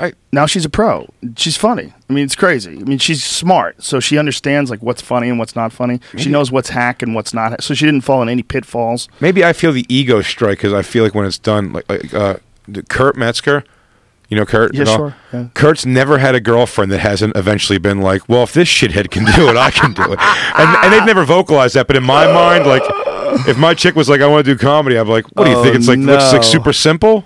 You think it's that easy? You just go, it's like, you know what, I'm going to do your stupid thing. It looks a lot more fun than my stupid thing. Well, it's also when they're around comics, they see how fun it is, and they see, like, how comics think, and then they start thinking like comics and saying ridiculous shit. Sure. You know, if you're around a chick, like, long enough, like, she'll start like seeing how you pick things apart and make jokes. Like if you're around someone who's really funny at work, you know, and this like I used to have this boss who was a private investigator. Dude was hilarious. He was just instantly hilarious. Just would find things that were goofy about people and start and you would just howl with this guy. And I learned a lot, like being around him. I started doing that too. Like you start like seeing how he would find these patterns. Like he was very predatory, like the patterns that we find that were fucked up in people, and just attack those patterns. And it's like you pick it up in relationships. People pick it up in friendships. So you know, Kurt is a funny dude. I get these chicks were probably around him, and they were like, you know what, I can fucking do this. Yeah, I see what's going on here. I guess it means you can make it look effortless, maybe, but like sort of, but also fun. You know, I mean, if you were definitely fun, sure, not enjoying your life and you know not enjoying your job, but you saw a guy like you having the fucking time of his life. Cracking jokes, making shit. You're like, God damn it, I think I could do that. He looks way better than a regular job. If you're a person that does a regular job, and then someone like Big J comes along, you're hanging out with him, and you're watching how he does it, you're like, this fucking guy's barely working here. Sure. He's just laughing about shit and writing it down, and then figuring out a way to say it on stage in a funny way. Fuck selling insurance. How many people did you grow up with before comedy that genuinely are happy for you? Like really feel it. What do you mean? Like, do you have like friends from before comedy still? Yeah, like, yeah. And are they like that are like genuinely happy for your success and like dig what you do? Is like if I have one friend from like growing up that I'm still friends with, and it's because he's the only one of my friends that is doing what he wanted to do. Also, like, you have to have that self security before you can like really cheer. I go back to Philly constantly. Barely any. I mean, I hung out with a lot of people growing up. Mm-hmm. No one comes out. No one gives a shit. Really? Yeah. None of them give a shit at all. None of them come to your shows, you mean? Once in a while, one of them will pop up, but a lot of times they'll say they're coming and they don't show up. I mean, I stopped giving a shit years ago.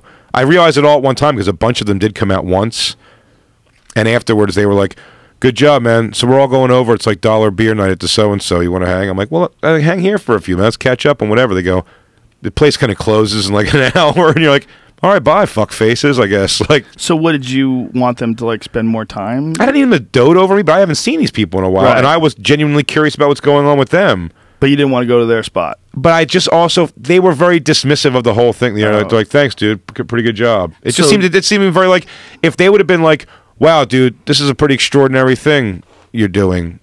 At any point, I'm not saying they had to say those words, but if they showed that at all, it makes them have to face the fact that like. You know, he said he was going to be a pilot, but he's working at a fucking gas station. Do you attribute it to jealousy, or do you just disinterest, or what are you attributing this to?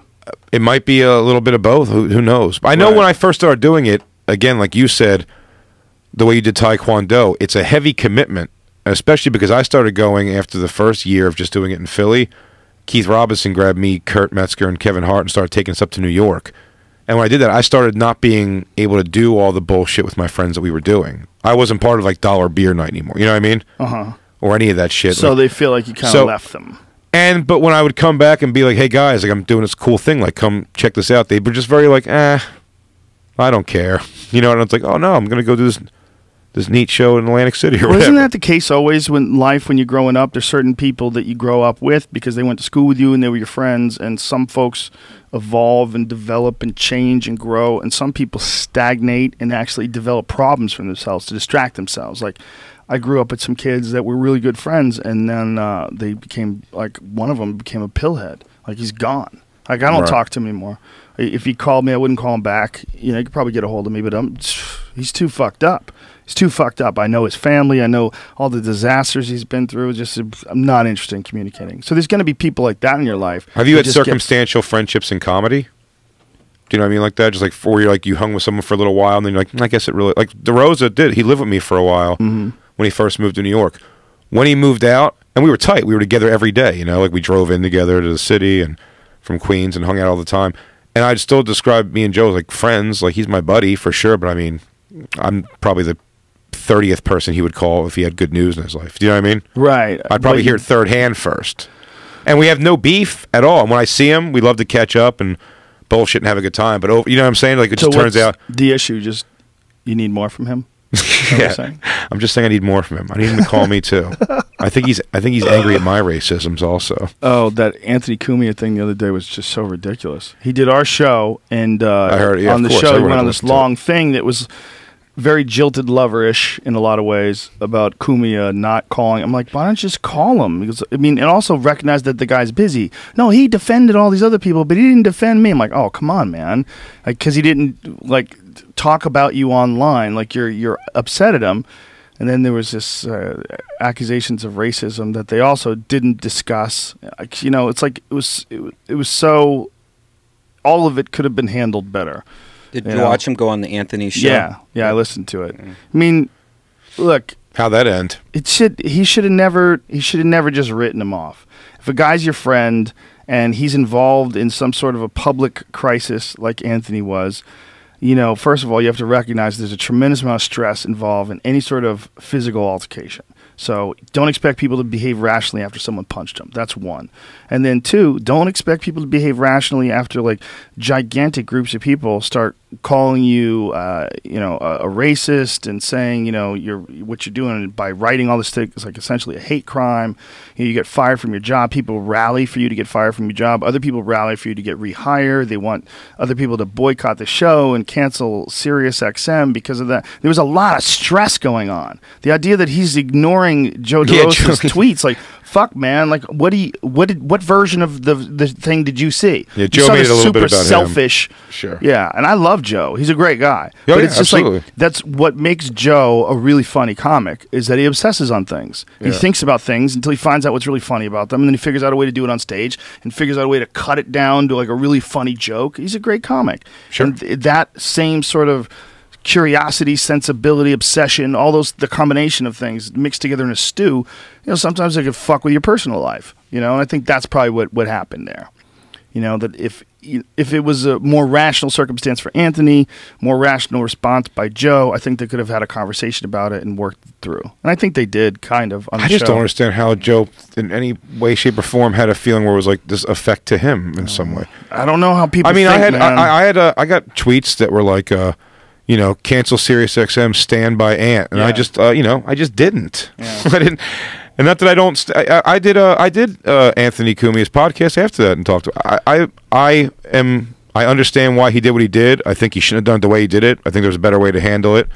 I think he does too, though. Of course he does. But I'm saying, I just think like, I don't know. But it was just, I agree that Sirius fired him. I wish he didn't get fired. I mean, I wouldn't have done it myself. But I'm not blown. When they said he's fired, I wasn't like, wait, what? Like, I completely Yeah. understand that they fired him. The shit that'll rain down on them, it wasn't worth it to them, so they fired him. Yeah, I understand it too. Business call. But it is kind of a business call, but it's also a business call to not do it. Like, you have to decide, like, what helps your business. Giving that guy an opportunity to express himself on the show would have generated a tremendous amount of ratings. You know, Absolutely. and I think if he'd done it eloquently, which I'm sure he would have, there would have been a tremendous amount of support for keeping him on the show. I think that his argument and his assertion about the black community has always been there's a violence problem in the black community. It's not that he's racist against all black people. What his point has always been is that there's a lot of folks that are not willing to concede that there's a violence issue. And he thinks there is an issue. You know, where he and I don't know what his take on the social ramifications or the reasons for this racial issue or this violence issue in the black community. You know, I think it's an economic thing. And what I've always pointed to is the gypsies. The gypsies in England and Ireland, you know, who are constantly getting involved in crime and fighting. And they're bare-knuckle fights wild and shit. motherfuckers. And they're white. You know, it's those type of people. People that live in these economically challenging situations where there's a lot of bad people around them and a lot of crime and violence. That's the atmosphere you live in. That's the soup you fucking were born into. And the shit's hard to deal with for everybody. And I think that what he did is also, it's a function of that form of media, like doing things in 140 characters. You can't express yourself very good in 140 characters. And even if you take something from something you said in this podcast and put it in 140 characters in quotes and put it on a tweet, it can make it look like a real piece of shit, you know? Well, but what he did really was like, he just tweeted out what he should have just said while he, Exactly. punched a piece of plywood. Or, no, he should have said it on the radio. No, He should have absolutely. said- But by then he could have gotten a way to say it. He Yeah. said eloquently. I'm talking about in that moment of fury, you need to call a friend who's going to go, I know, dude, right? I know, you're so right. And then 15 minutes later, when you calm down, you go, of course, I don't hate every black person. Like, it's like he vented, and I said, and he's such a guy who's used to preaching to the choir, and he forgot that there's like regular people behind that choir. Well, They were no, going to be like, wait, not only what? that, Waiting to hear catch something like that. It's way easier to take your tweet and retweet it than it is to say, hey, you got to listen to Anthony on Sirius XM this morning when he was going off about how there's a violence problem in the black community and all the crazy shit that he screamed and yelled about. That's one thing. But to someone to just take those tweets and retweet them or take them and cut and paste them and put them in a blog completely outside of the context of who you are, what your style of communicating with has always been on the show. The style of communicating on the show has always been him screaming. Sure. I mean, he's always done that. So when he does that in a Twitter form, it's par for the course. I mean, that's what he does. It's just when he does it on the radio, the people that are going to be upset at that, they would have to listen to the whole thing to get to that. They would have to listen to that chunk. Someone would have to alert them to it. They'd have to like listen to it all play out. All they have to do is just hear it, see it, retweet it. See it, retweet it, see it on a blog, and then a bunch of fucking outrage attached to it and all these accusations. Now, this and that. but what do you do at that point? I mean, in your opinion, do you come out in high defense of yourself, or do you just go, sit back and go, look, his resume kind of speaks for itself. Like, you could just look at his body of work and know it's like he's clearly not a outwardly racist. I mean, like that. Well, a lot of people, a lot argue, of close people to his world are like a lot of black people and- disagree with you there. A lot of people disagree with you. That's a fact. A lot of people will take a lot of the things that he said on, the radio show, cut them out of context and put it up and say that these are more pieces of evidence that he's racist. I don't think he's racist. I think he's frustrated. I think that he, like a lot of people that have been involved in these type of scenarios, you only see the person's attacking you and you only see the group that they're attached to. And if I lived in New York and I had to deal with a lot of bullshit on a regular basis, I don't know how much bullshit he deals with, but whether it was bullshit coming from Irish people or it's bullshit coming from, it's Asian people that are fucking with me all the time. I mean, if you're living in a group where there's a certain number of people from X community that are causing a lot of crimes, you're always going to have some frustration. You're always going to be upset about that. I don't know where his head's at. I've never had like long, like uncensored conversations with him about this. I've talked to him on the radio, and I love talking to him. So if I had to guess, I would say no. I don't think he's racist. I think he's just not scared of speaking his mind about very controversial issues that could very easily come across as racism when he is describing things like very real statistics, like crime statistics. Like, they're undeniable. mean, if you look at crime statistics and Sure. the amount of young African American jail. men that are in jail, it's fucking bananas. It's bananas representative of the population as a whole. Like this small amount of people that are black, and then the large amount of black guys that are in jail. You would go, okay, well, is that evidence of racism? That's why they're being prosecuted, or is it evidence that they're committing far more crimes? Is it a combination of both? Is it a lack of social awareness that has allowed these inner cities to get completely out of hand in these impoverished neighborhoods? Yeah, I think that. But all the fury is just going to be that he was like, some black bitch, basically, just to be so dismissive. That's no one's caring about the statistics he's throwing out. They're only focusing. But my point is, you can get those facts out if it had been a bunch of Irish people and he was like, this Mick Ginger fuck just punched me, cunt just punched me in the face. Because he's white, he could do it. But he could but do if it, he was black, and they would. But then his tweets would resonate more. It wouldn't make any kind of news, but at least it would resonate more if he had some kind of facts and figures to support. Whatever the Ginger fucks the Mick Ginger people. fuck violence problem. Joe, don't you find it interesting though that after all this recent shit about him being racist, that he doesn't just kind of back off and just for like a year talk about cupcakes or something like that? Why would that he? He's actually pushing it almost to the point of like he's He went really like a white proving. national. Yeah, like he's really proving freedom of speech and everything. Like he's almost trying to make a point about Well, what are the examples you're talking about? Well, like, after all this thing of him being racist on Twitter, then he started going off on Ferguson, and all the Ferguson stuff. And then But what did you see when you talk about things like that? Like, do you know specifically what he said about Ferguson? I What could pull it up. I don't have that memory. What we know is about what Joe DeRosa talked about the other day, but he didn't cite any specifics either. So I don't know what Anthony said about Ferguson. If I knew, then I can comment on it specifically. Well, I mean, I know. follow him on Twitter, and he's still doing silly things that. What do you think about Ferguson? Yeah, you got to give examples. I'll just to make start pulling sense. stuff up, but Okay. I didn't agree really with want to him. go that deep into that point. What I'm saying is, you can go on his Twitter and see what I'm talking about. He doesn't back But off. Well, he doesn't have to. Yeah, yet. he doesn't back off for a reason. It seems like. I think most people, if you got that much, like you lost your job, you got in trouble on Twitter about a certain subject, then I'm like, all right, I'm not going to talk about pie for a while. Definitely. But it's because No, he because he's got his new immediately show. Yeah, and he immediately made like a chunk of money. It's like a Netflix subscription type thing. Yeah. So he immediately made like a gang of money off that, I assume. So I it's don't like, know. I don't know how well he's doing, but I hope he does well. I thought that it would be probably smarter if he did it through subscription. That way, or through subscription. through advertisers. Because if you did it Yeah. through advertisers, that way, he's going to get a large number of people that are going to listen to it. Because if it's free, but he's kind of like hamstringing himself by making a subscription service. I But think it's what do tough, I yeah. know? To make it cost money is like you're definitely cutting people out of it. But, Yeah. But I think there'll be an initial thing, but you have to like get people to catch, latch on board. It's really hard to get people to pay for shit on the internet in this day and age. There's Well, I mean, so Howard much Stern. awesome stuff that's Howard free. Stern gives you like, you basically are paying for Sirius for like that or O&A, and you can't argue that like Stern Channel though gives you like tons of for what you're paying. Like he gives you a lot of different stuff. It's like him all day and other shows and Yeah. his old content and just like fun productions and stuff. Yeah, but that's not online. That's on Sirius. It's like if you subscribe to Sirius. Is that what you're saying? But you can get that online too. Yeah, but I'm talking about for making people pay for something. But Wait. he did 20-some years of giving it for free, so now you can get I'm people to pay for confused. it. But we're talking about two different things. We're talking about satellite radio, or we're talking about internet subscription. Does he have an internet subscription thing? Well, isn't it the Howard same does? thing? I mean, it is. Like you could watch it online, Stern's thing. Well, sort of, but it's satellite radio. You're working for a company. I mean, it's not like what Anthony's doing. Anthony's doing a completely independent internet subscription thing. I was confused. I I'm thought, saying, like, but now I'm saying, Howard had but something like Howard that. went from being for free to ask for basically it costs money to listen to him if you want to. I'm saying Opie going from like he did years of free and then years of he wasn't a specific charge for Sirius XM, Me and Anthony. even though he wasn't. But now he's asking for a Netflix amount of money for one show.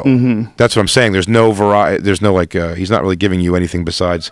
Well, it's very different. That 2-hour show. It's very different because, first of all, Sirius is in so many cars when you buy it. Sure, When you yeah. buy it, you get a 90-day subscription, and it plays, and you get to listen to Stern, you get addicted to it, and listen to all the different music channels, you get addicted to it. But you're paying for satellite radio. You're not paying for a specific show on the internet.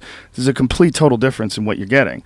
Like to get something on the internet is what I'm saying. It's very difficult to get people to pay for something that's on the internet. It's not difficult to get people to subscribe to satellite radio, especially because satellite radio is in their car. But zillions of people have like Netflix, and that's all internet based. yeah, People yeah, do, but Netflix gives you thousands of options. That's the point I'm making. It's hard to get people to pay for like 1-2 hour show a day, 4 days a week. Netflix is movies and television shows. I mean, if you're paying for Netflix, you're paying for something that you could watch on television.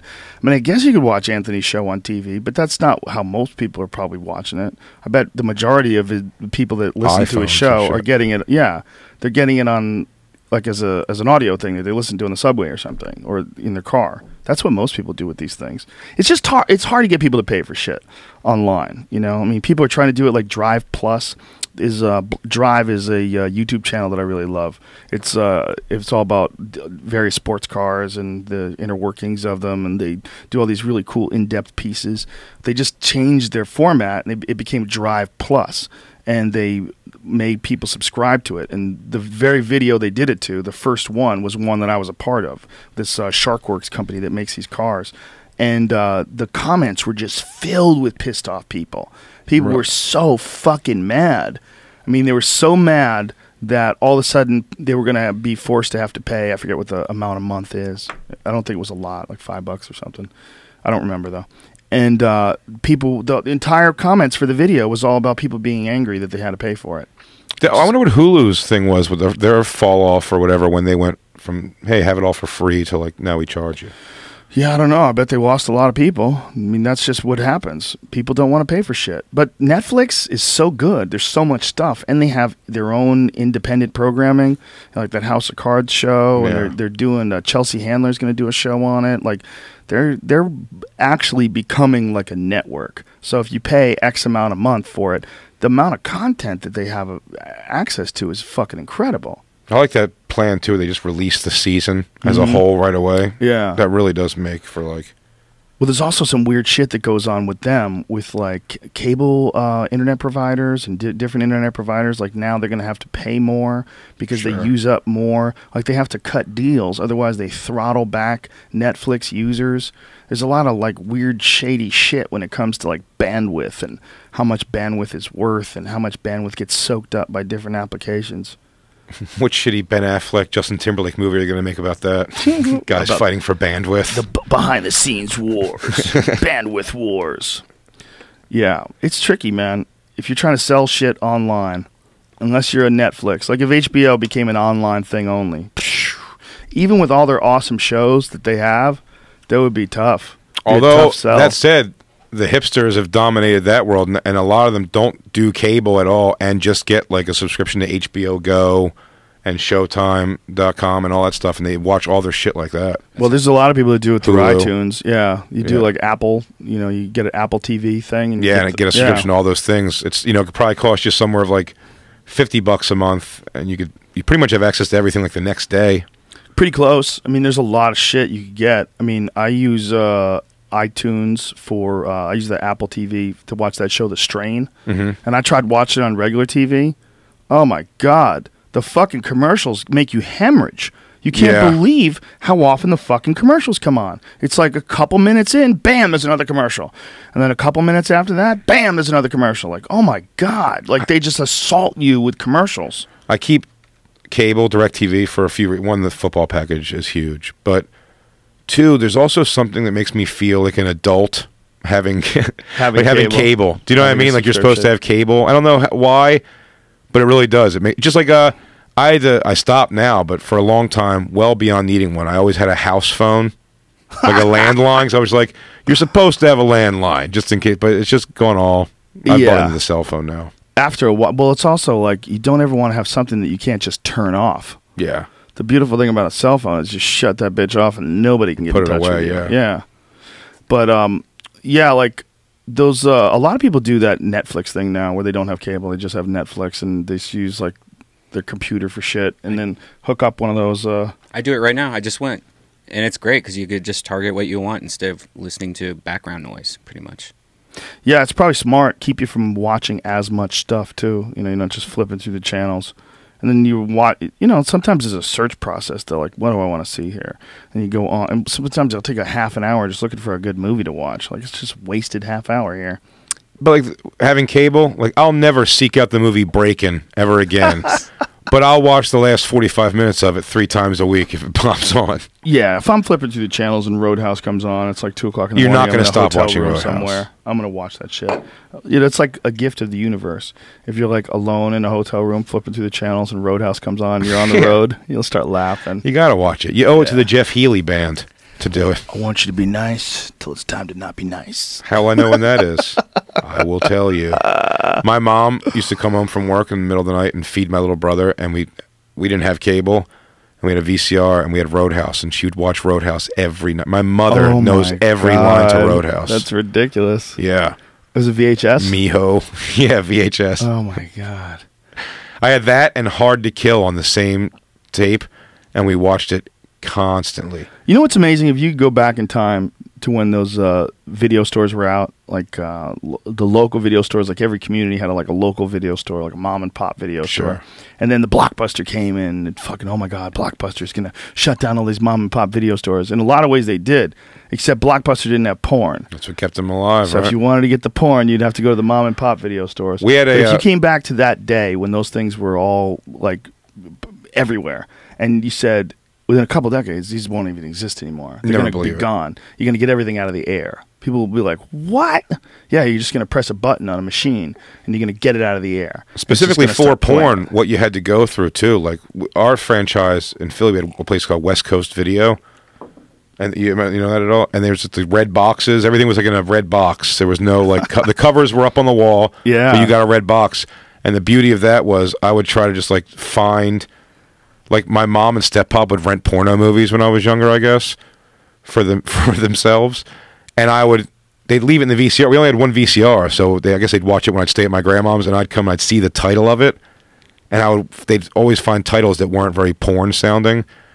And then I'd stay at my grandma's the next night, and I would tell her, like, hey, if I reserve movies, go pick them up, and I would reserve. I'd send my little grandmom in to go pick up porn movies for me, and she had no idea. Oh, my God. She'd be like, you want me to make popcorn and we'll watch it together? I'm like, I'm going to probably watch it later. Did she ever call you on it? No. But one time I never returned one, and they ended up calling. And you tried to keep it. I just tried to keep it. It was a terrible... It wasn't even a porn. It was one I rented. It was like a Skinamaxy type thing. I had a friend that if the videos were really good, he would not bring them back. He was like, I'll take the penalty. I need to keep this one. Porns? Yeah. Oh, I had a guy take me to court for that, for not returning. Really? And then eventually, like, the only reason I got off the hook eventually is that it was a mom and pop place and it went under. It's called Wow Video. There was a mom and pop place when I used to hang out at this pool hall in White Plains, New York. And there was a mom and pop place across the street that they found out had Tracy Lord videos that were illegal. Wow. And the guys at the pool hall found out about it, and so they took them all, and they paid the penalty on all of them.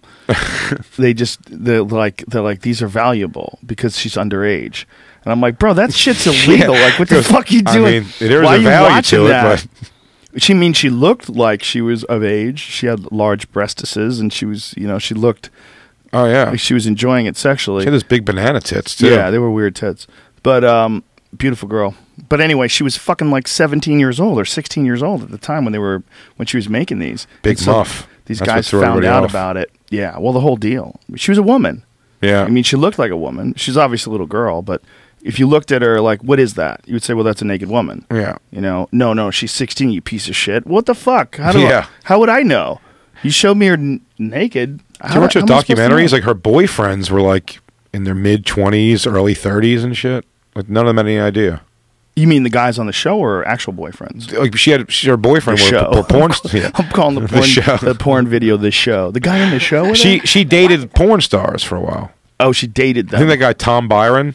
Remember when there's only like 4 dude porn stars? Yeah, there's like Peter North, Tom. He's Byron. always the first one because he shot the biggest loads. Isn't it weirdly gay? That's the reason. It's gayer that he did gay porn.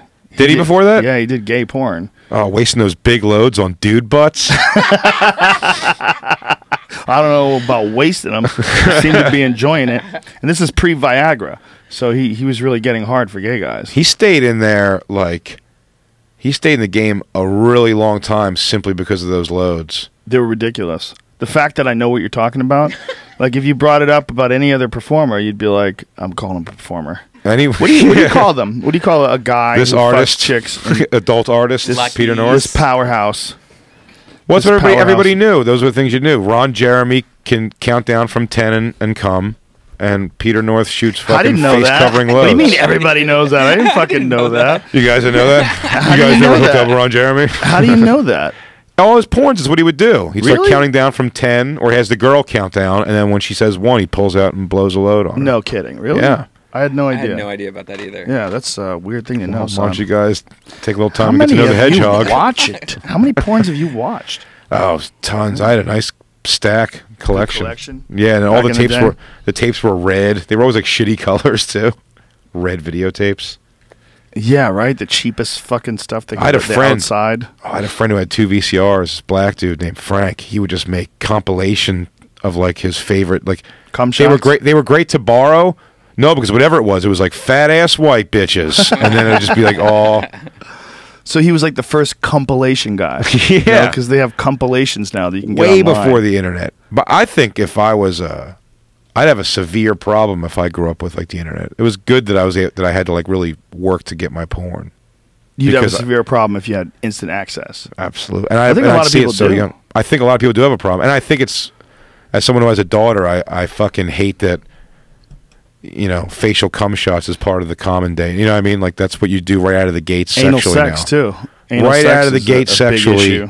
No one. A girl's like, and I said I'm not going back that. Well, I'm 36 years old, but I do remember in school like the girls who fucked. It was kind of quiet, and the ones who everybody knew fucked they were kind of shitty to them. They kind of got like like oh she's a slut, which was just all the guys wishing they were fucking wishing they were fucking her, but still like vilify. I think the internet's just like made that completely like 16-year-old girls talking about who sucks dick better. That's crazy. Yeah. Is that really what's going on? Are you there when this is happening, or are you just hearing rumors? No, it's happening. No. I'm sure. I have siblings who are very younger than me because I have a stepfather. Mm-hmm. So I have a sister who's still in high school. Oh. So I mean, like she's hopefully, to the best of my knowledge, not doing this stuff. But they were doing a thing a few years ago. Where the kids would wear the colors. You snap off the color. That means like finger your asshole in the locker room, and then you go do it. And the girls would always be like, "Ugh, so unfair," and like walk with. And they would just go do it because go do it. Yeah, it was the rule, the bracelet rule that they were Could doing. you imagine if that was going on? I don't know. I would never be a comic. That's for sure. I would have got nothing done. Do you really believe that though? Yeah. Nah, you would eventually become a comic. You would just get bored of it eventually. Maybe, but I mean, even now, I had one point I lived with a guy who worked for the cable company, so he got unblocked. Just a shitty Playboy channel. Like how benign the Playboy channel is. Right. And if I was playing Madden on the loading screens on PlayStation 2, I would constantly flip back and forth to the Playboy just channel? to see whatever it was, because there'd be a girl with her pussy out, and that would just, for some reason, I'm going to watch that for a minute, and then go back to the loading screen. Remember when they had fake porn? That would like Emmanuel series on like Showtime? Yeah. You'd watch these weird movies. It was like it was romance that wasn't designed for women. It was like romance that was designed for like couples or men to watch. So it eventually got to people having sex, but all you really saw was like you saw breasts and you saw the man like fake humping the girl, but you saw no penetration. But you could tell like their organs were misplaced, like their sexual organs were not lined up correctly. She's like blowing him, but she's like headbutting him in the chest. Yeah. And if he was banging her, like, where's her pussy? It's sitting there, belly button. It's weird, some strange place. None of it made any sense, but they were, they would like fake moan and they were always on late at night. They still have that crap, man. Do they? Yeah. I couldn't jerk off that now if I tried for a long. There's no way. I'm too far gone. Yeah, you can't go back. But you could if you were like trapped though. Like if you were like in the Amazon jungle for like 6 months, and then all of a sudden you got to a hotel room, like, oh my God, TV, and you flip through the channels, and Carry On Emmanuel was on, and it was like a little shitty filter because the cameras they used back then were dog shit. So it was like there was no HD. It was like really low resolution and kind of fuzzy. And I used to be able to jerk off to like the Girls Gone Wild like promo video on like E Channel at night, but I mean it's just such a thing of the past. I couldn't even. Everyone was like, how could you do that? Why you couldn't get so excited to the fappening thing, all the celebrity nudes that came out, is because it's still images. I can't jerk off to still images anymore. Yeah, and the only thing that's hot about it, well, they're hot. but it's just that they're famous. Like, And you know them from something else. That's that's always a big weird thing about porn stars. It's like people used to have this idea, at least, that the really beautiful women weren't porn stars. The really beautiful women were like Cindy Crawford or, you know, whoever, fill in the blank, Farrah Fawcett. Those are the really beautiful ones. And the porn stars were like a couple notches behind. But there's porn stars today that are fucking tens. They're unbelievably beautiful. Like, you look at them, you're like, that girl could be Lindsay Lohan. She could be a supermodel. She could be anything. And she's just getting plowed. Yeah. Slanging that good dick. You know what I'm talking about? But they've also like removed like the excitement of that 'cause it's so out there. Like, there's still something more exciting if you saw a girl that was hot at the gas station and somehow you were able to see her 10 minutes later, like, do something where you opened the door by accident and she was naked. That's way more exciting. Do you know what I mean? I guess. Because you're seeing them, it's from a different context. Like, a porn star, you know you're going to see. If that same porn star happened to be the star of a sitcom and you saw her naked, that would make that so much more exciting. But the fact that you know her from sucking dick, like seeing her pussy isn't that exciting. I get it. I see what you're saying. Yeah, unless you weren't being inundated with porn. See, if you're being inundated with porn, I think that's the real issue, is you get numb to the porn. And then what the real excitement is, like, oh, I'm not supposed to be seeing this porn, so it makes it exciting. My favorite kind is the home video shit. If you weren't getting inundated with porn, and then you saw some porn, some naked sex, you'd be like, whoa, this is great. You'd get excited. I think it's just a numbness thing. That's what it is, yeah. When you also get, like, I think I also used to be able to jerk off in fucking 3 minutes. Now it's like it's a whole process because you're like, I could find a better video. It's like a challenge to yourself. And then the head shake you make it yourself when you're just jerking off to that third one you found, like 40 minutes later, you're like, come on, man. I could have made phone calls. I got emails to send. Could have got a lot of shit done. Yeah. And here I am right back at the same stupid bachelorette party gangbang. Well, it's like those monkey tests they do with cocaine and heroin. They give the monkeys heroin. They take the heroin once a day, and they're straight. They give the monkeys coke, and they just keep hitting that coke button until their fucking hearts explode. Yeah.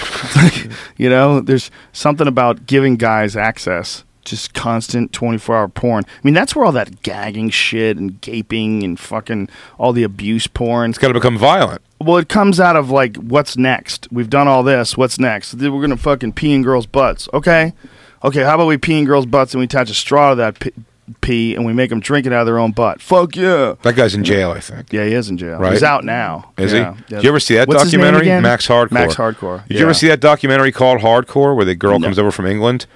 It's No.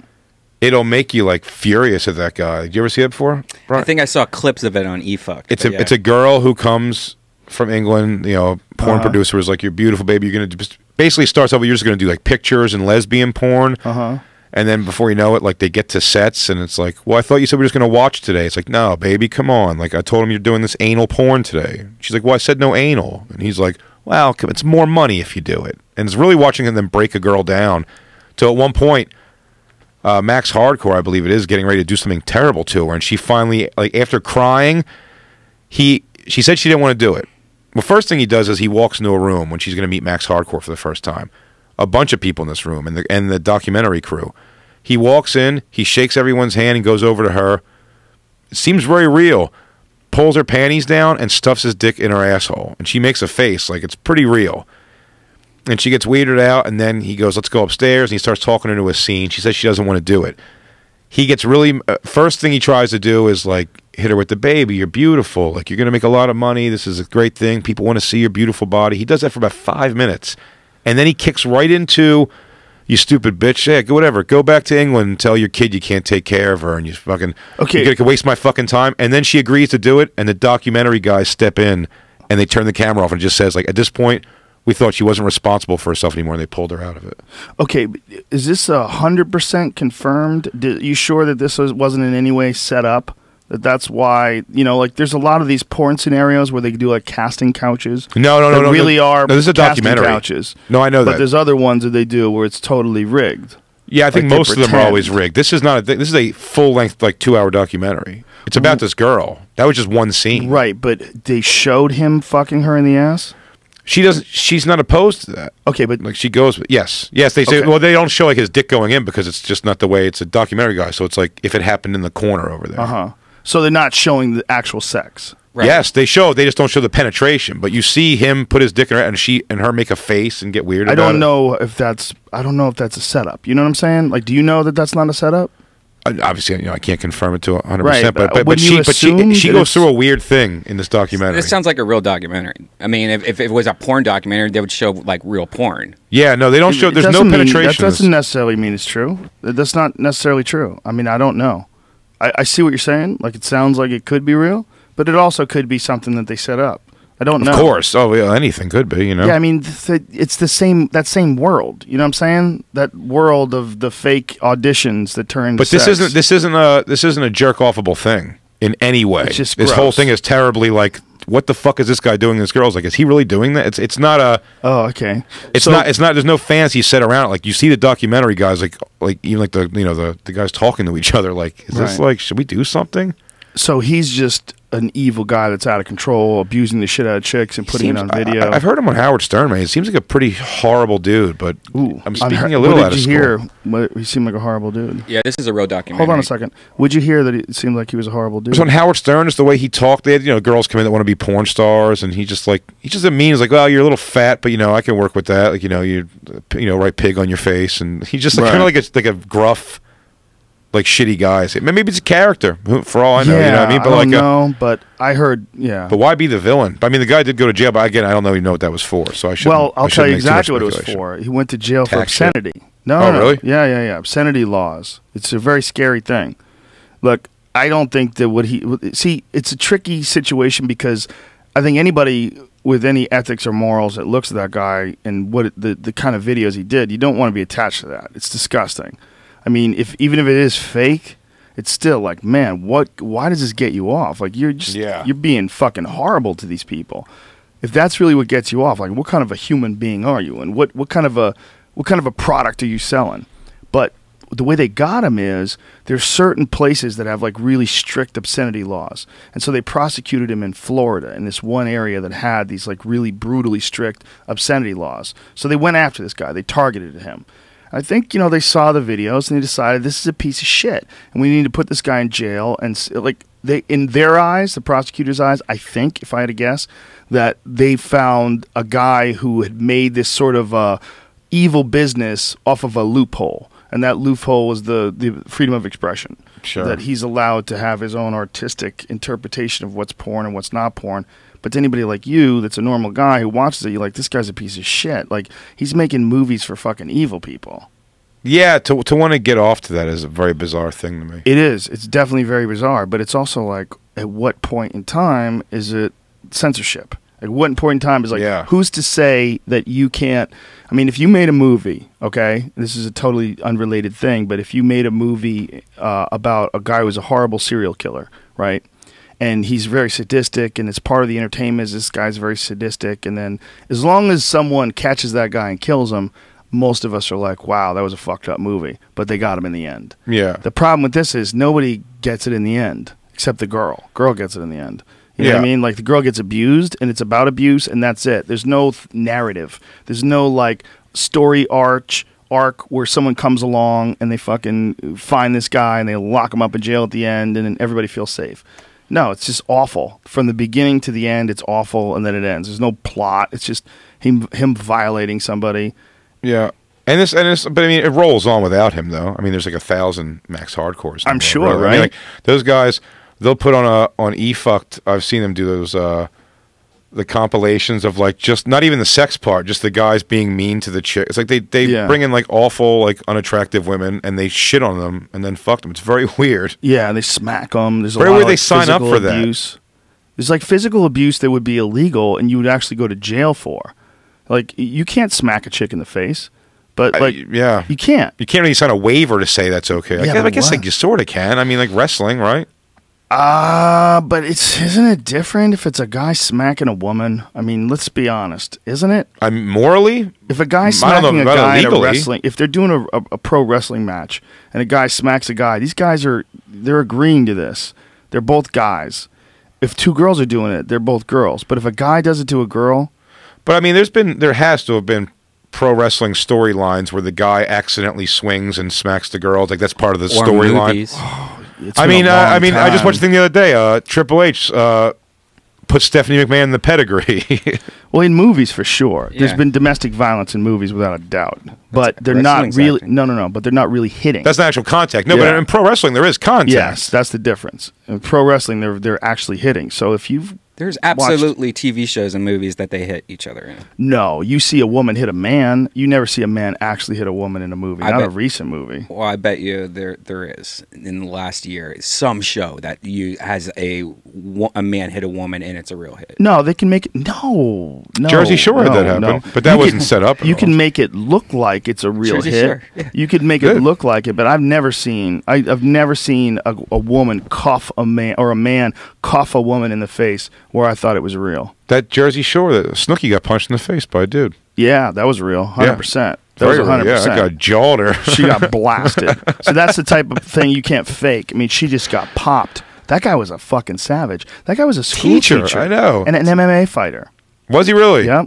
Yeah. I mean, he just uncorked on her face. I guess MMA's been around long enough now. There's just finally there's some guys coming out and disgracing the sport a little bit. There's always going to be crazy Brutal. people in everything. Combat Soccer sports, too, players, fucking whatever. Competition, aggressive Polo types. athletes. Sure. Yeah, there's people that are nuts. You're going to run into people. I mean, in the most unlikely scenario, if it's a competition, you're going to run into, not even if it's not a competition, there's probably asshole dentists that'll punch you in the face if they're doing shots. And then sometimes You it know? works out. Those MMA guys, it works out great. Remember that? Was that a World Star Hip Hop video with was it down in D.C.? Kind of unassuming white dude Oh, Ryan Hall. dropped a Yeah, big black guy, right? And the guy Jiu-jitsu gave up guy. eventually. Yeah, and then, Got and then him- it shows yeah, like partying mounted with the him. black dudes later. Yeah. Yeah, he mounted him. He didn't even kick his ass. Just held him down and just out-grappled Just him. let him know. Yeah, let him Yeah, know it's that like, come on, it's son. going to get worse. Yeah. That's so awesome. Yeah, well, especially if you haven't grappled before, you get tired so quick. You're like, okay, get off me. Like, you don't have enough energy left to attack them. Like, there's nothing left.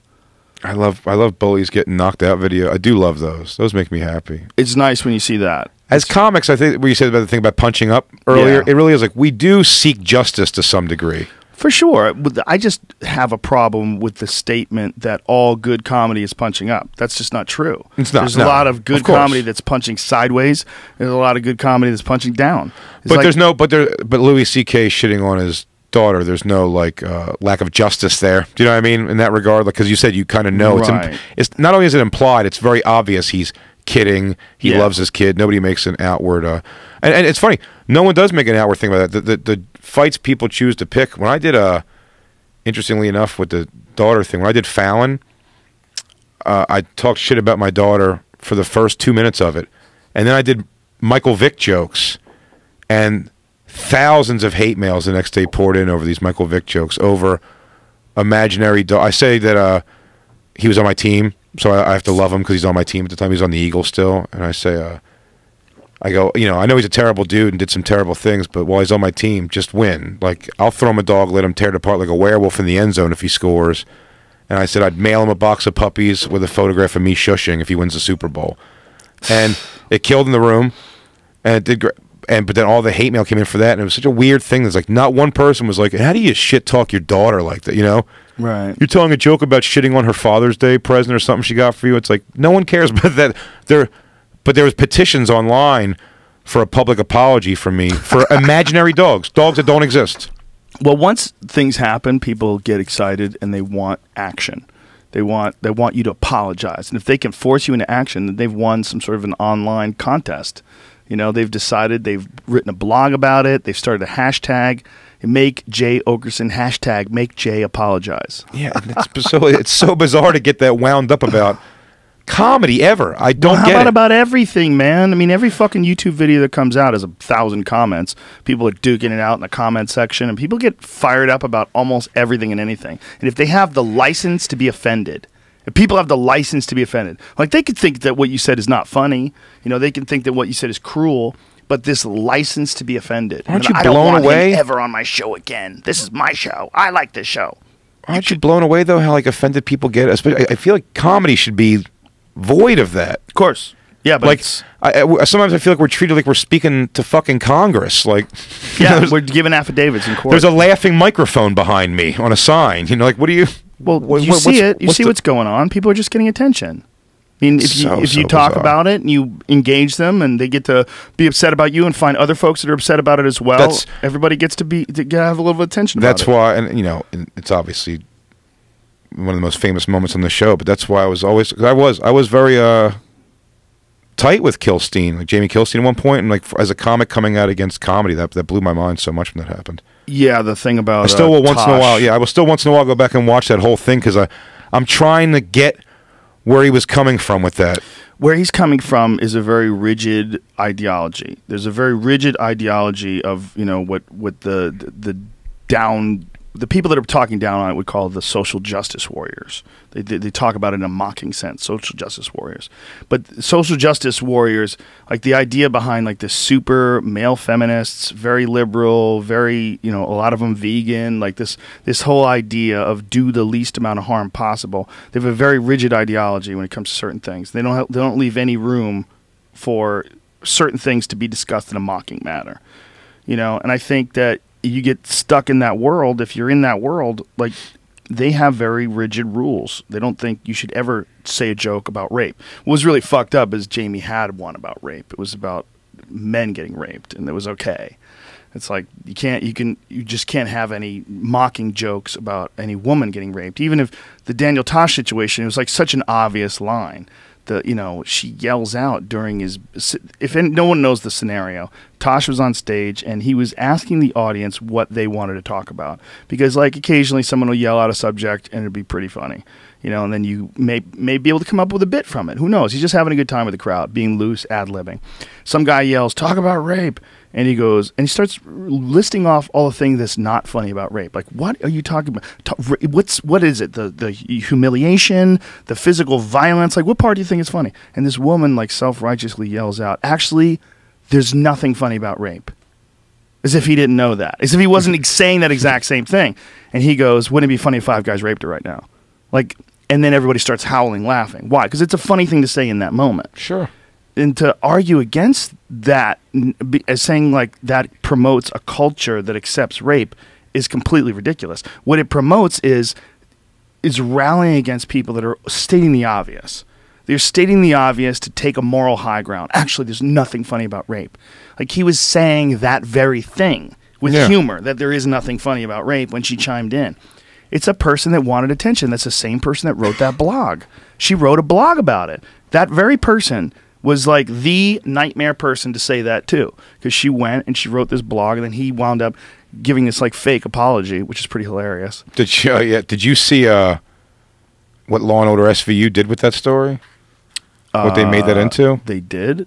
Really? Oh yeah. You know, they do the pulls from the headlines. So they had the guy. First of all, they referred to him as like, they're like, where are you going? Like, we're going up to the college campus to watch that new rape comic is in town. They call him a rape comic. No. It's Jonathan Silverman plays him. That's hilarious. He goes, the new rape comic in town. So he goes up there and his jokes are all about, you know, like fucking chicks against their wills to some degree. God. But everyone loves him. He's getting huge applause and cheers. Oh my God. That's so ridiculous. What's funny about that is at one scene after they suspect he goes on trial because a girl almost got raped after his show. A girl that was a fan of his, and they try to make the argument that these guys wouldn't have tried to rape her if they weren't all goosed up from his comedy show. Whoa. And that was the actual argument. And what they ended up doing with the story was, first thing they do that made me laugh was the whole SVU team goes and sits front row at his comedy show, is what they do first.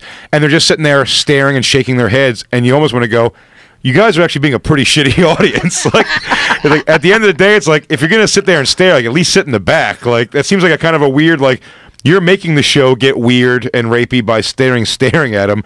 But then what they do, the big payoff, is at the end of the whole episode, they make that he was also a rapist. I actually tweeted out, I was like, pretty fucking irresponsible. Like, that's a really irresponsible thing for a show like that to do. You would think that, by the way, the kind of people that actually would be rapists, they would be talking about how rape is awful, because they would probably be trying to throw people off the case. They wouldn't be like raping all the time and then joking about raping all the time. Like, that sounds like the exact opposite of what you would do if you were trying not to get busted being a fucking rapist. Crack joke? What, you were trying to loosen people's expectations? Remember there was a comedian rapist? Remember that?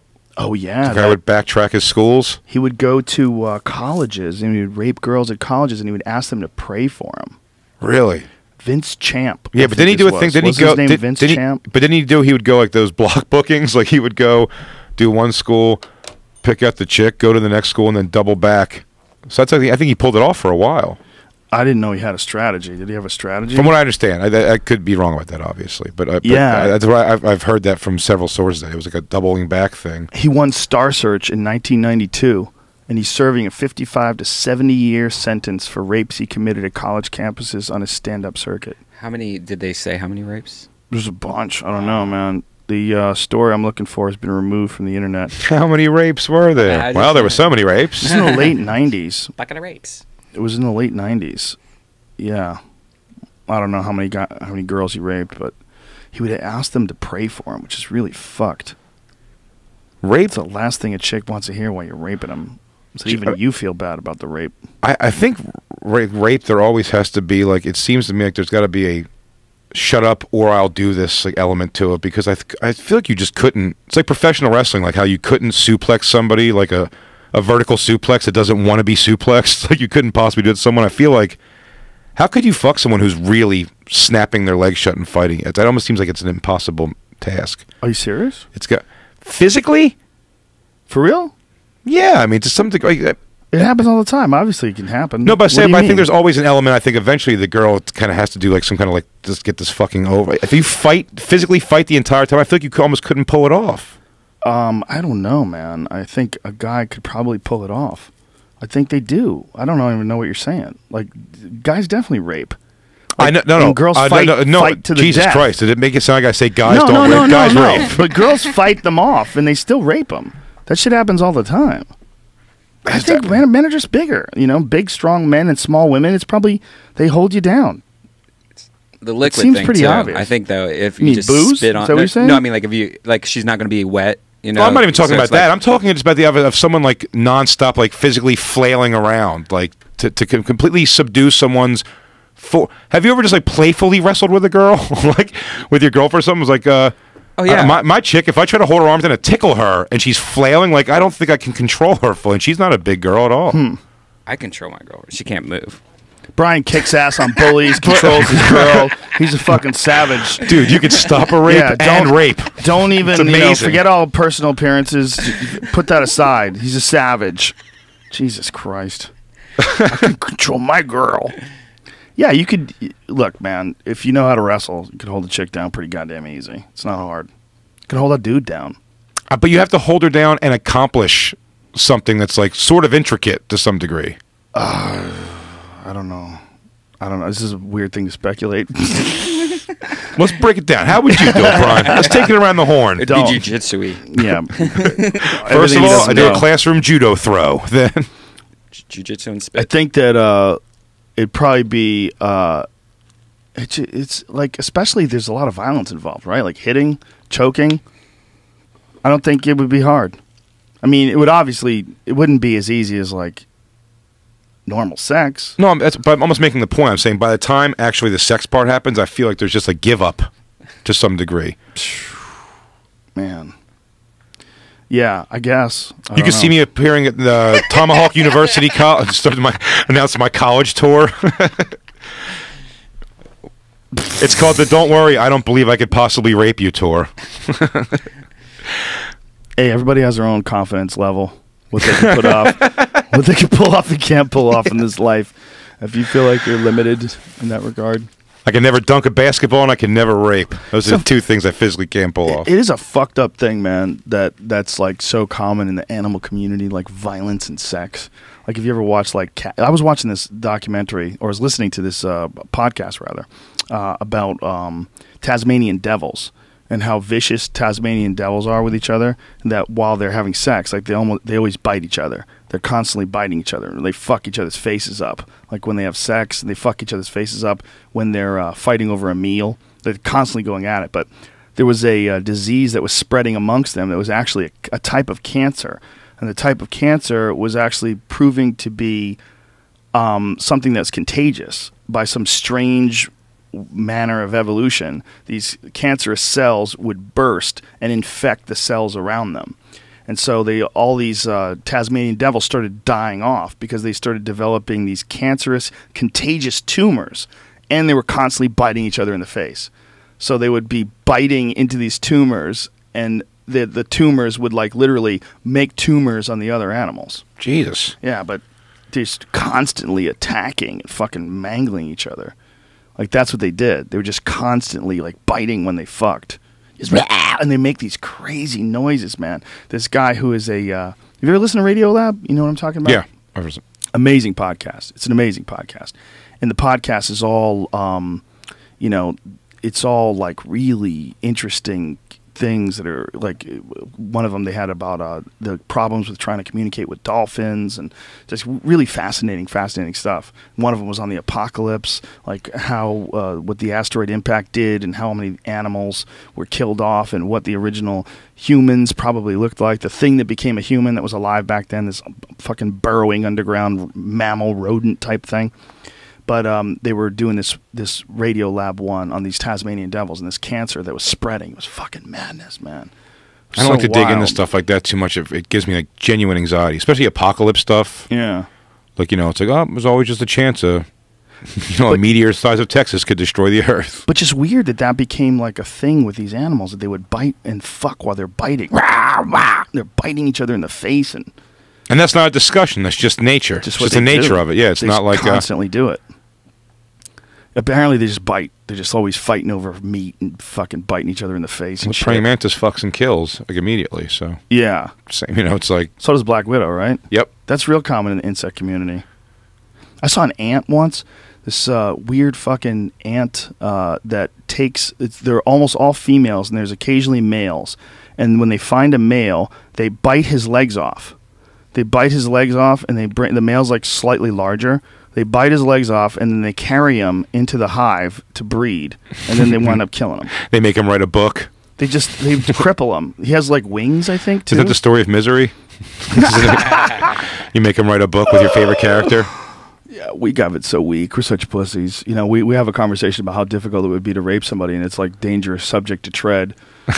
You look into the nature world, it's like sex without rape. They're like, what are you talking about? That doesn't even happen. I want it, I take it. Yeah, that's how you make sure that it's like the lion, genes right? They just survive. walk up and start fucking. Well, yeah, and the lion has to get through all the male lions. He has to prove his worth, and then eventually he's going to get pushed out by some new young lions. Because he wants to keep like a few chicks around, and some new young lions are going to, and then he's going to be out there on his own. They say that's like the biggest problem in Africa. It's like a metaphor for SNL. The new line comes in, the old one gets sent out to pasture. Tim Meadows. I never watched that show. But like with African villages, the real problem that they have is when a lion gets cast out, and the females don't get their food anymore. Then the lions have to go get their own food. And a lot of those old males, they start to get crippled and slow, and they chip teeth off and shit. And then they become super dangerous because they can't get the normal game animals they're used to getting. So then they start snatching people. Just, they just like keep proving themselves? Well, there was a leopard. Providing. There was a story about it was in the news yesterday about a leopard in India that they think is responsible, one individual leopard responsible for 15 deaths, 15 different people, that it targets drunk people. And that it waits. Yeah, how fucked is that? It really is. Leopard waits. Picks his spot. Yeah, well, people, they go out and they start partying, and this leopard has apparently developed this taste for drunk people. Like, he knows that when people come out of these bars, they're slow and they don't know what the fuck's going on. They're not on the ball, and they get jacked. It's almost weird to walk out of anywhere in the world of a bar and there's a leopard waiting for you. Imagine. Even in India. India is scary with leopards. In fact, in India, I find it more weird if there's a bar than a leopard waiting to kill you. I feel like there's bars in India. Well, what's interesting? Like India, everybody always thinks of as being like this place of peaceful meditation and yoga, right? I mean, that's a lot of people think of desert, camel. But you hear about all these goddamn gang rapes. Like India has these horrible stories of people getting like gang raped on buses and women dying. Like, don't you hear about those quite a bit? Yeah. Like I wouldn't have normally associated that with India. We don't think of that. But it's like when you have 1 billion people, you get a lot of crazy shit going on. You got 1 billion people stuffed onto a continent.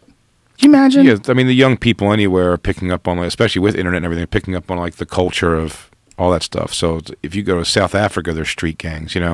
and they think they're Bloods and Crips because that's what they see. Really? Sure, yeah. I mean, it's not. I don't think they're directly affiliated, but there's street gangs, like that kind of thing in South Africa, like a weird place like that. Do you remember when there was a Ice Cube song about moving the Crips and the Bloods to the Midwest?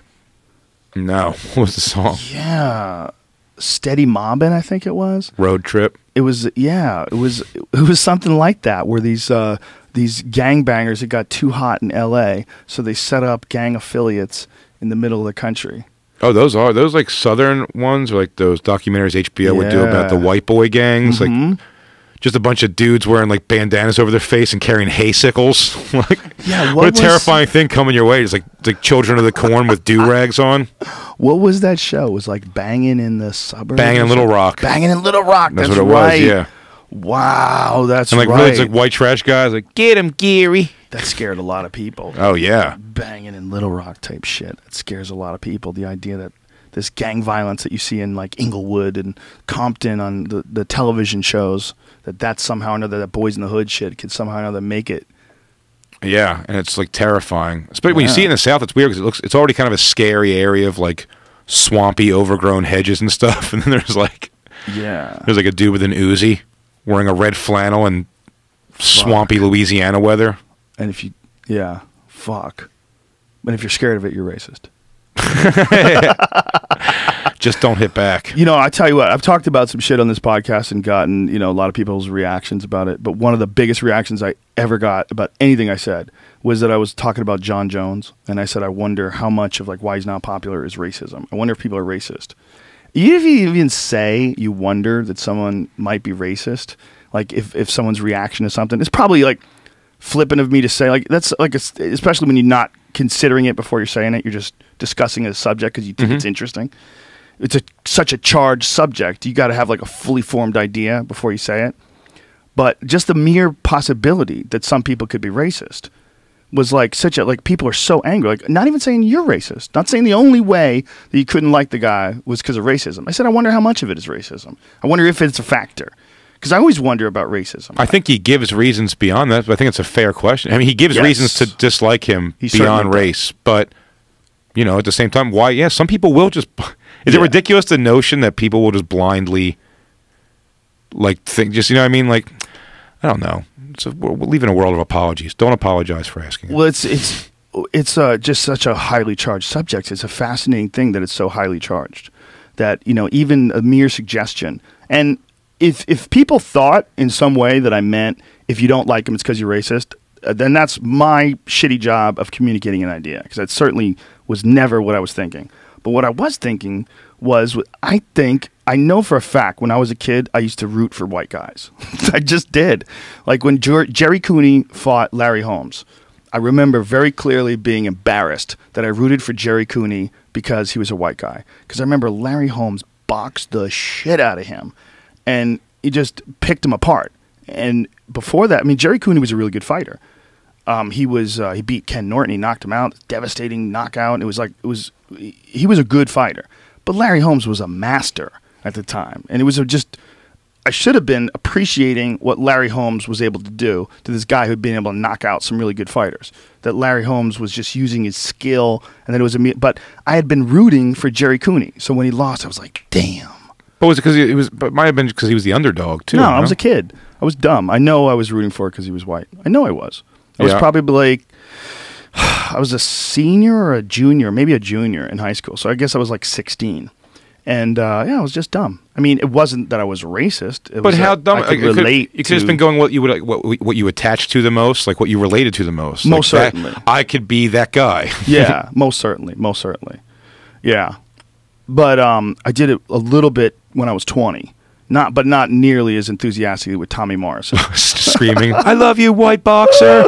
No, with Tommy Morrison, I was like, I was keeping an eye on him. How'd you feel after Ray Mercer? Oh my How'd God. you feel after that? That was the worst knockout I've ever seen in my life. That knockout was so good that my friend Kevin, who was like a huge fan of Tommy Morrison, was like, he wasn't even bummed out. He's like, damn, that dude's awesome. Just saying that, Ray Mercer was so awesome. Even though he was rooting for Tommy Morrison, it was such a brutal knockout that he just wanted to see Ray Mercer fight again. It was so good. Cut to Ray Mercer whispering in a guy's ear a few years later, like, please take a dive. I'll give you half the money. Who did he say that to? I forget, but it was like a court TV case. Oh, that's right. Oh, my God. When they were in the clinch, he goes, take a dive, I'll give you half the money. Who was that? Was it Bobby Ches? No. Who was it that he had a fight with? He had a fight with someone, and it was an important... If he lost the fight, he was not going to get a title shot. Yeah. And so he was... That's right. Or allegedly. He asked someone I don't know to if take a that's dive. true. Did they ever been proven? Was it ever proven? You can look it up. I think he may have been found guilty of that. Maybe. I don't know. Did you ever watch that documentary, speaking of boxing, about the guy... what was his name? Where they made his like inside of his gloves. Billy like, Resto. Yeah. Yeah. They fucked with his. He fought Billy Collins Jr. I think. He claims he didn't know. He claims he didn't know. Yeah, that was Panama Lewis. That was the same guy who doctored up Aaron Pryor's drink. He said, "Don't give me that water. Give me the other one, the one that I fixed." And then he gives it to Aaron Pryor, and Aaron Pryor goes out there like a fucking bat out of hell and knocks out Alexis Arguello in the next round. And they said it was some sort of a stimulant. Aaron Pryor wind up having a bit of a drug problem, so Really? it could have been related in that way. But it's just weird how the fucking ferocity of the reactions when I brought up this racism thing. Maybe it was like irresponsible on my part, but I'm sort of happy that I brought it up anyway, just because I'm fascinated by the response, and I'm fascinated by no black people disagreed with me. That's the weird thing. The weird thing is the guys who disagree. I mean, I don't know everybody who disagreed with me on Twitter, so I'm Sure. kind of talking out of my ass here. But the people that I interact with on a regular basis, whether they're comics or whatever, they all thought it was the black guys all thought it was very valid. That there's a certain amount of like extra judgment that you give a cocky young black athlete. And I was like, that's fascinating. Like, I wonder if that's true. Even just paying attention to that, that's something I wonder. You know, I wonder what of a factor it is. And it's not the only factor. Look, there's 350 million people on this planet, in this country rather. And if a million people like you and a million people hate you, this is a fucking wide variety of reasons. But to say that out of all the millions of people who know who you are, that there aren't a certain percentage of them that are racist seems disingenuous. I mean, it seems like there's a certain amount of people across the board that are going to be racist. If you have 350 million people, I don't know how many people you're going to get that are racist, but there's got to be a certain percentage that has to be factored in there. So, it can't, saying you wonder how much of it is. Yeah. I think the interesting thing is that I think Floyd Mayweather, people that hate him, I bet there's a lot more racism involved in that than John Jones. John Jones gives you pretty valid reasons to be like, this guy's sort of a dick. Just publicly, from what you see, I don't know anything of him other than what I see in the press and on the shows. But I mean, like, Mayweather's a guy, you see, he's like, the press is talking to him. He's like throwing $100 bills on the ground. You're just like that's he's a master showman in that regard too, though. But that personality feeds into someone who's got racism in their heart. That's really that fires them up. Well, I read some horrific shit about. Well, I've read some racist shit about both guys, about John Jones and about Floyd Mayweather. But this recent a barrage of shit about people, like how much hate they have for him after he fought Maidana and lost. I don't know if they were betting on Maidana. I don't know what it is, but that's also how he sells tickets. I mean, he sells tickets by people wanting him to lose. Sure. But he's so fucking good, you could barely hit him. I mean, if he gets tagged once or twice hard in a fight, it's shocking and rare. But there's a lot of fights where he'll go like the entire fight just boxing someone's face off and not get hit at all. So for every Sugar Shane Mosley who connects or every Maidana right hand that lands, there's like a lot of rounds where he's not even getting hit. He's just slipping out of things and moving and doing things to you that you didn't expect and moving in a way that you didn't anticipate and being nowhere near you when you're looking to hit him.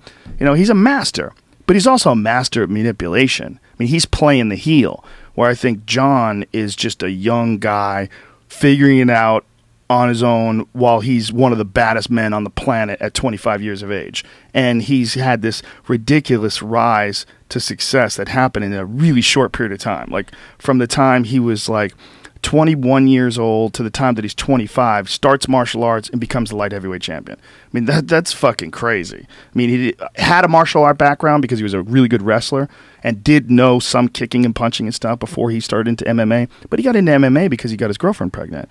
And he couldn't go to college. He wanted to do the right thing and said, all right, fuck it, I'll start fighting. And then got into it. I mean, it's a crazy road for anybody to take. And to be that popular and that famous at 25, you're gonna fuck up, man. But you're gonna make mistakes. You got to watch. Can you almost pinpoint what it is when the switch flipped on him? I remember, like, I went to UFC 101 in Philly, Forrest Griffin versus Silva, and there he was walking around, John Jones, just walking around, and I remember my buddy Dave was with me. He was like, "There's John Jones, man." He's like, "That guy's badass. Like, he's going to be the next champ." Like, he was just really pumping him up, like saying how great he was and how fun of a young. And then I started paying attention to him more, and he was amazing. And then just one day, it just seems like people were like, "What a dick." Some people, yeah, but people want you to be perfect. They're looking for flaws too. I think the when you're Machida such thing, a bad motherfucker. The Machida thing was the first thing I saw. He didn't do anything wrong in that. What do you mean? I thought it was weird that he dropped him afterwards. I know it's an aggressive situation, but I think dropping a guy that he said he knew was unconscious was kind of shitty for a sport where I thought this is all supposed to be handshakes at the end and stuff. I see what you're saying. I thought I think he's still you in could combat mode, though. You know, sure. I mean, You could hear, but when he walks over, it's funny. Greg Jackson, you could hear him say to him, he goes, "John, he goes, go win these people back and go check on if he's okay." That's he true. says, he goes, "Go check if he's okay. Go stupid." get some fans. Yeah, go get some fans. Yeah, no, that's true. I think, but also I think to be a bad motherfucker at that high level, like a lot of times these guys are so intense that they get completely caught up in it and they're just trapped in the moment. I think I know the dude. I know him from backstage. I know him from when he's not fighting, and he's really friendly.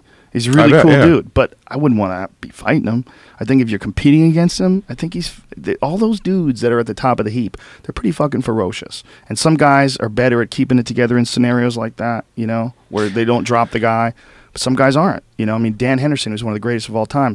One of the most famous moments in his career is he knocked out Michael Bisping with this vicious right hand. And Bisping went soaring. I mean, he was out cold, and Henderson dropped one on him afterwards. I remember that. Talked about it in the post-fight interview, how he dropped one on it. I mean, that's common. And he said the last one was for like running his mouth kind of thing. Exactly. So, yeah. Babalu, who's another famous mixed martial arts fighter, a great fighter who fought in a bunch of different organizations. He lost his gig with the UFC.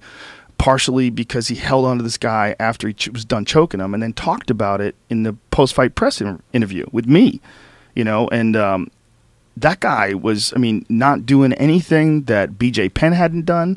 B.J. Penn did the same thing to Jens Pulver. Like, Pulver was tapping, he still fucking hung on to it because they were angry at each other. But Pulver didn't go out. You know, and for whatever reason, him holding that choke for an extra couple of seconds was okay, whereas Babalu's guy went out, and then he talked about it. But everybody knows why they do it. Sure. They do it because they're fucking caught up in all the trash talking and all the bullshit. And, you know, it is important that a fighter let go when a referee tell him not to, but it's understandable how these guys get caught up in that. It's understandable. They got to stop doing it, but what John did technically there's nothing wrong with it, because when the referee came over to him, he didn't keep hanging on to it. That would have been a more egregious example, more, you know. But it is one of those things where you appreciate, like Nate Marquardt fought this guy Damian Maia, knocked him out with one punch. Damian was like dazed but still conscious, and Marquardt hovered over him and pulled back. Realized he was out of it. The referee stepped in and stopped it, but Nate easily could have dropped a bomb on him. Sure. And he didn't, and it was a really classy move. And people really respected that he did that. And I made sure I talked about it in the commentary, that it's a very classy move. Roy Jones used to do that.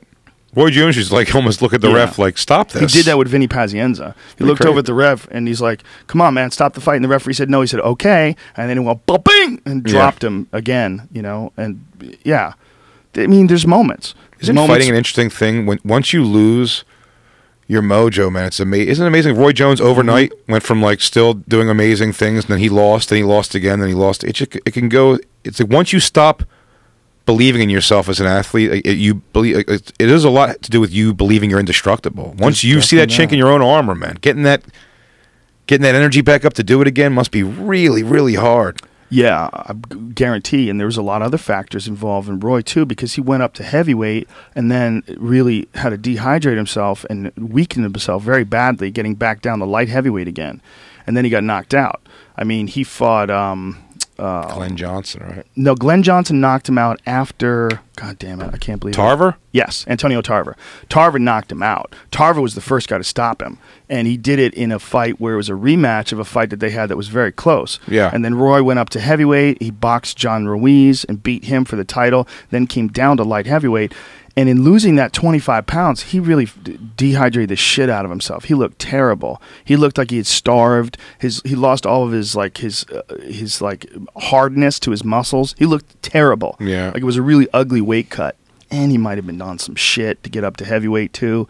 That's possible. And then you get off that shit, your hormone levels crash. That's a speculation. But the bottom line was Tarver knocked him out. And when Tarver connected, and Tarver's a big puncher, and when he connected and knocked him out, Roy was never the same.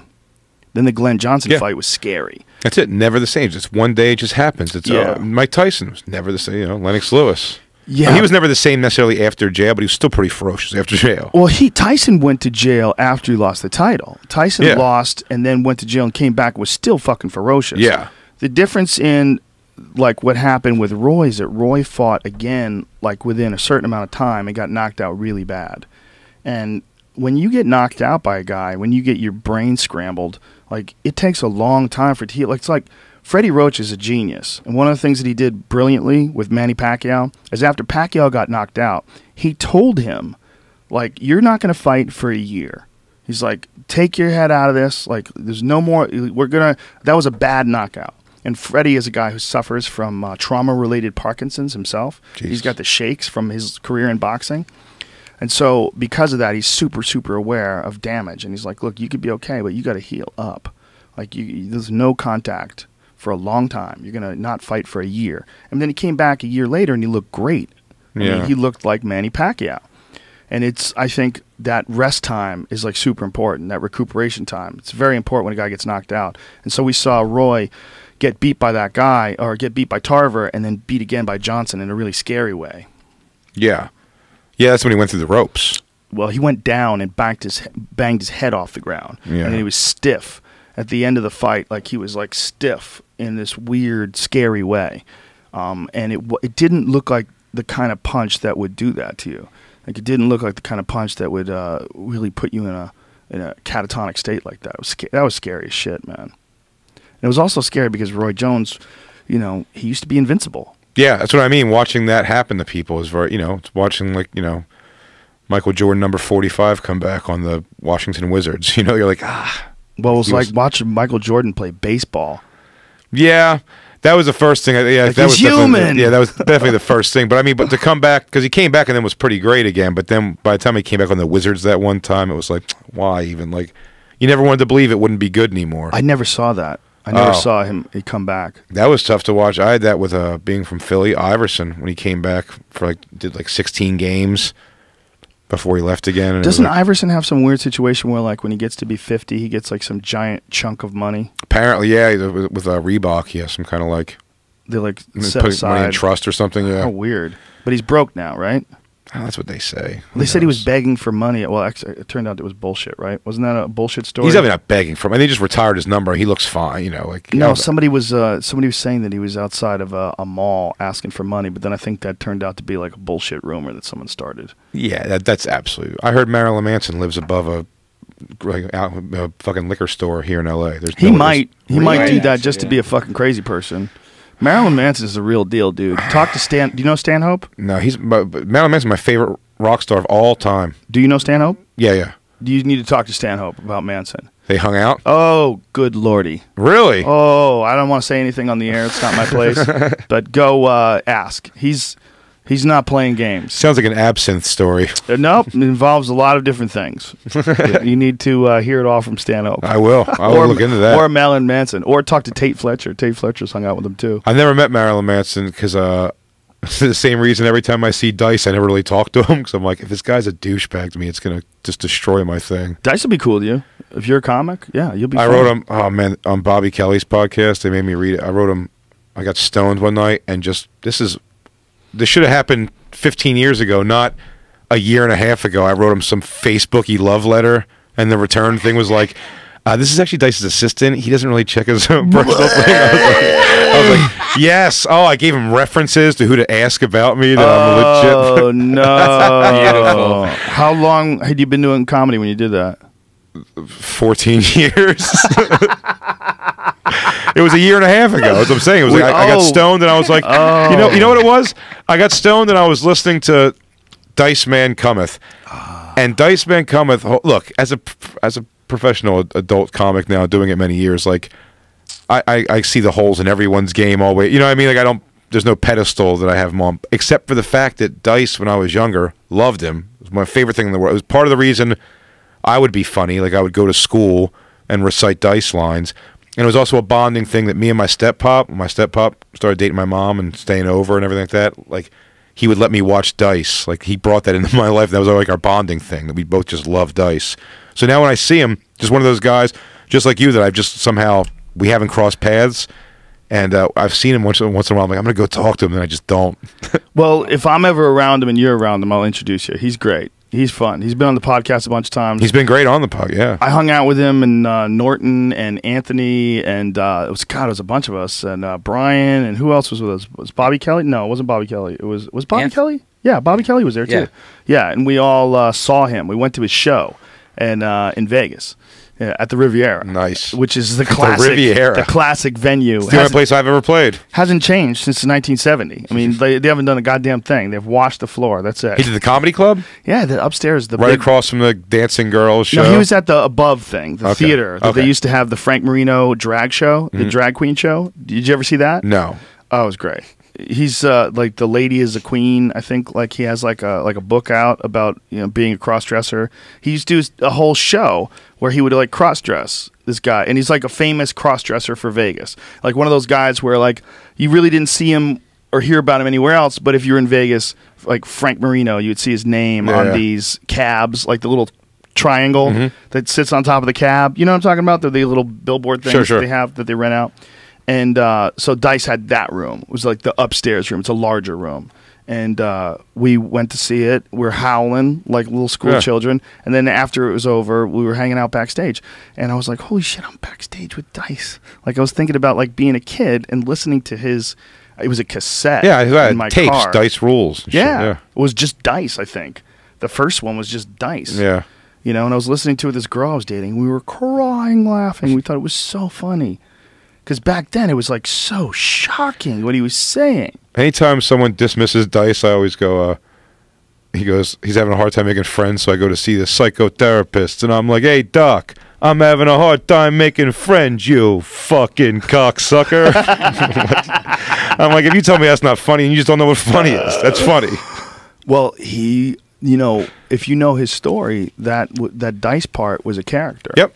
Oh yeah, no, I know the whole. I mean, just from being a fan, but I heard him on your thing too, tell the whole story and everything. But it's weird that he acknowledges it being a character and still in a weird way chooses to live as the character.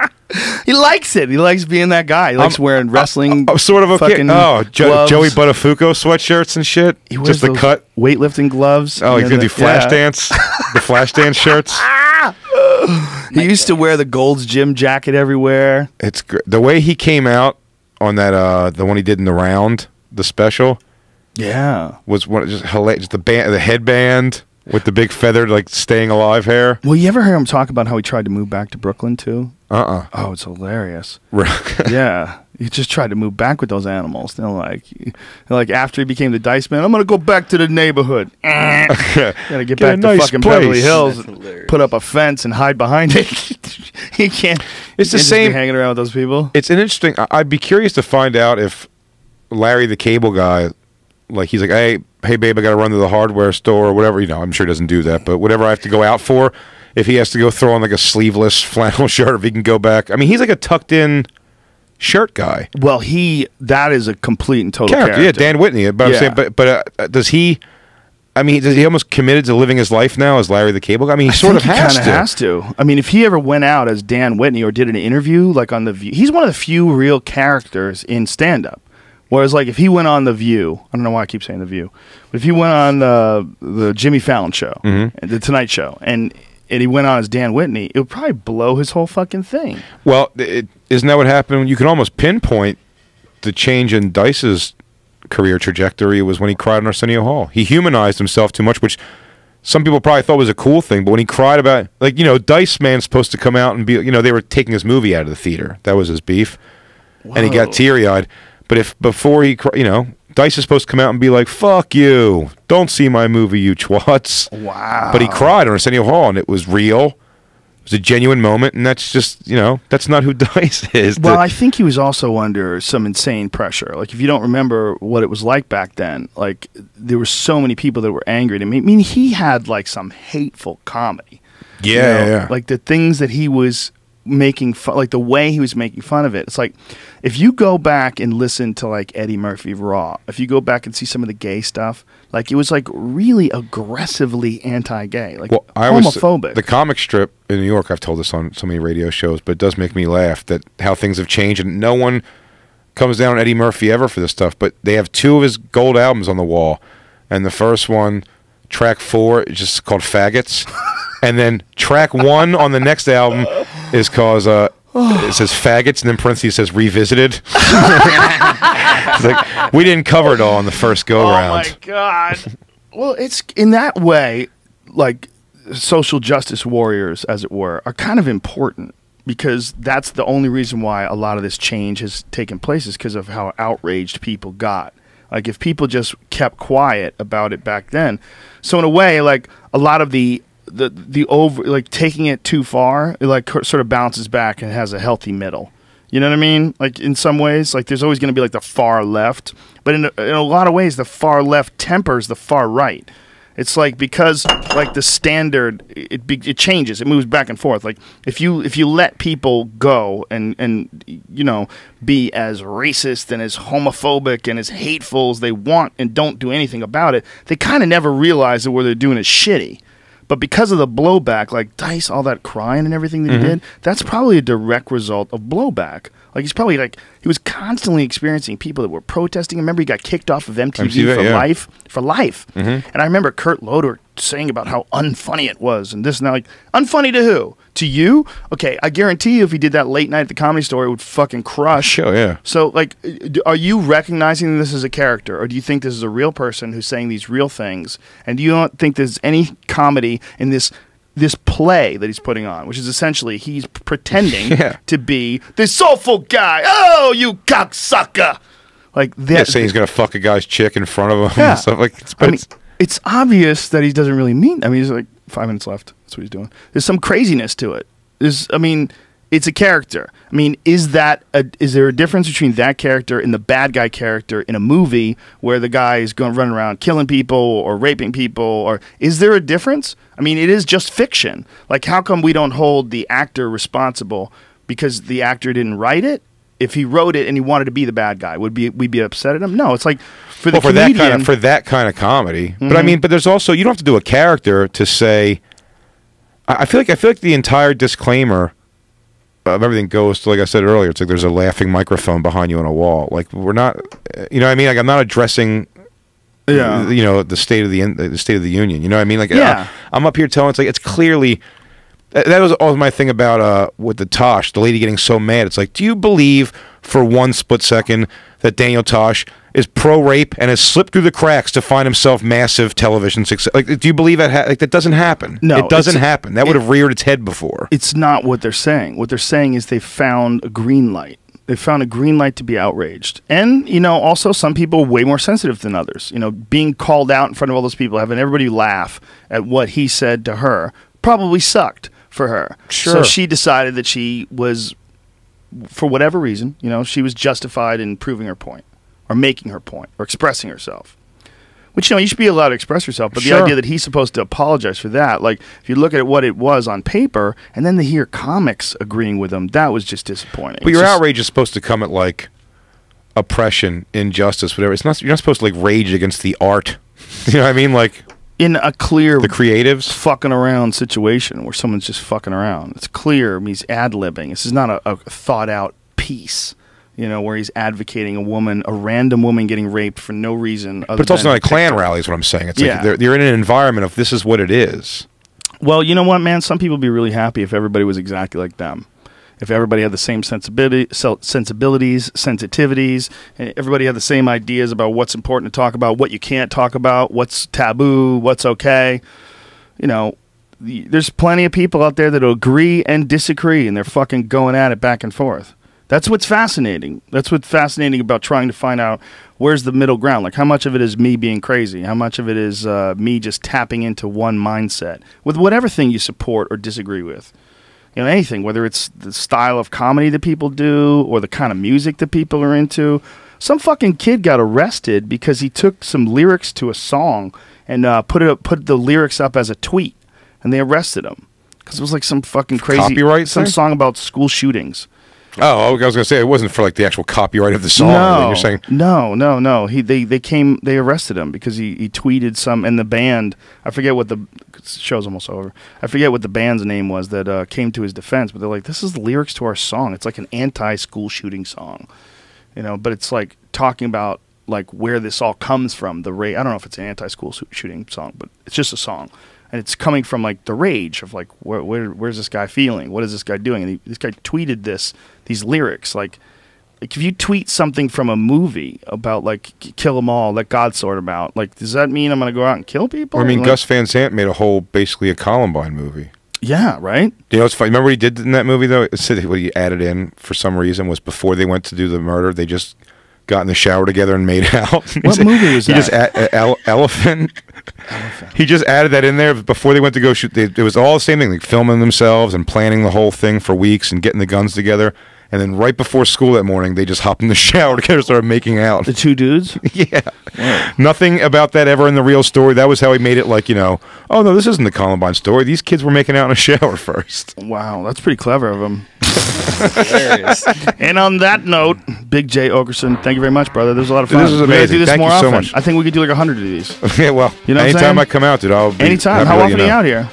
I'm trying to come out more. I'm trying to come out like 3 times a year at least. Beautiful. And you're on Ari Shafir's Storyteller show that's online, and you're doing I'm doing the one other tonight. Yeah, I'm doing the one for TV tonight. So I think there's probably some tickets available. Ari was upset that they weren't moving quick enough. People just didn't know about it, but they're available for free. Contact Ari Shafir on Twitter, and he will respond to you and get you tickets for free. Yeah, Big definitely. J, once Big fans. Jay Oakerson on Twitter. What's your website? Big J Comedy. Big J Comedy, ladies and gentlemen. Thank you, brother. Dude, thanks for having Fun me. times. Amazing. Thanks to our sponsor. Thanks to Squarespace. Go to squarespace.com. Use the code word Rogan and save 10% off your first purchase at squarespace.com. Enter in the code word Rogan. Thanks also to LegalZoom. Enter the code word Rogan at the referral box at checkout. LegalZoom.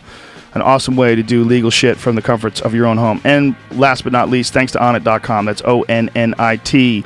Use the code word Rogan and save 10% off any and all supplements. All right, we'll be back tomorrow with Rupert Sheldrake, and then Thursday with Graham Hancock. See you soon. Bye-bye. Big kiss. Mwah.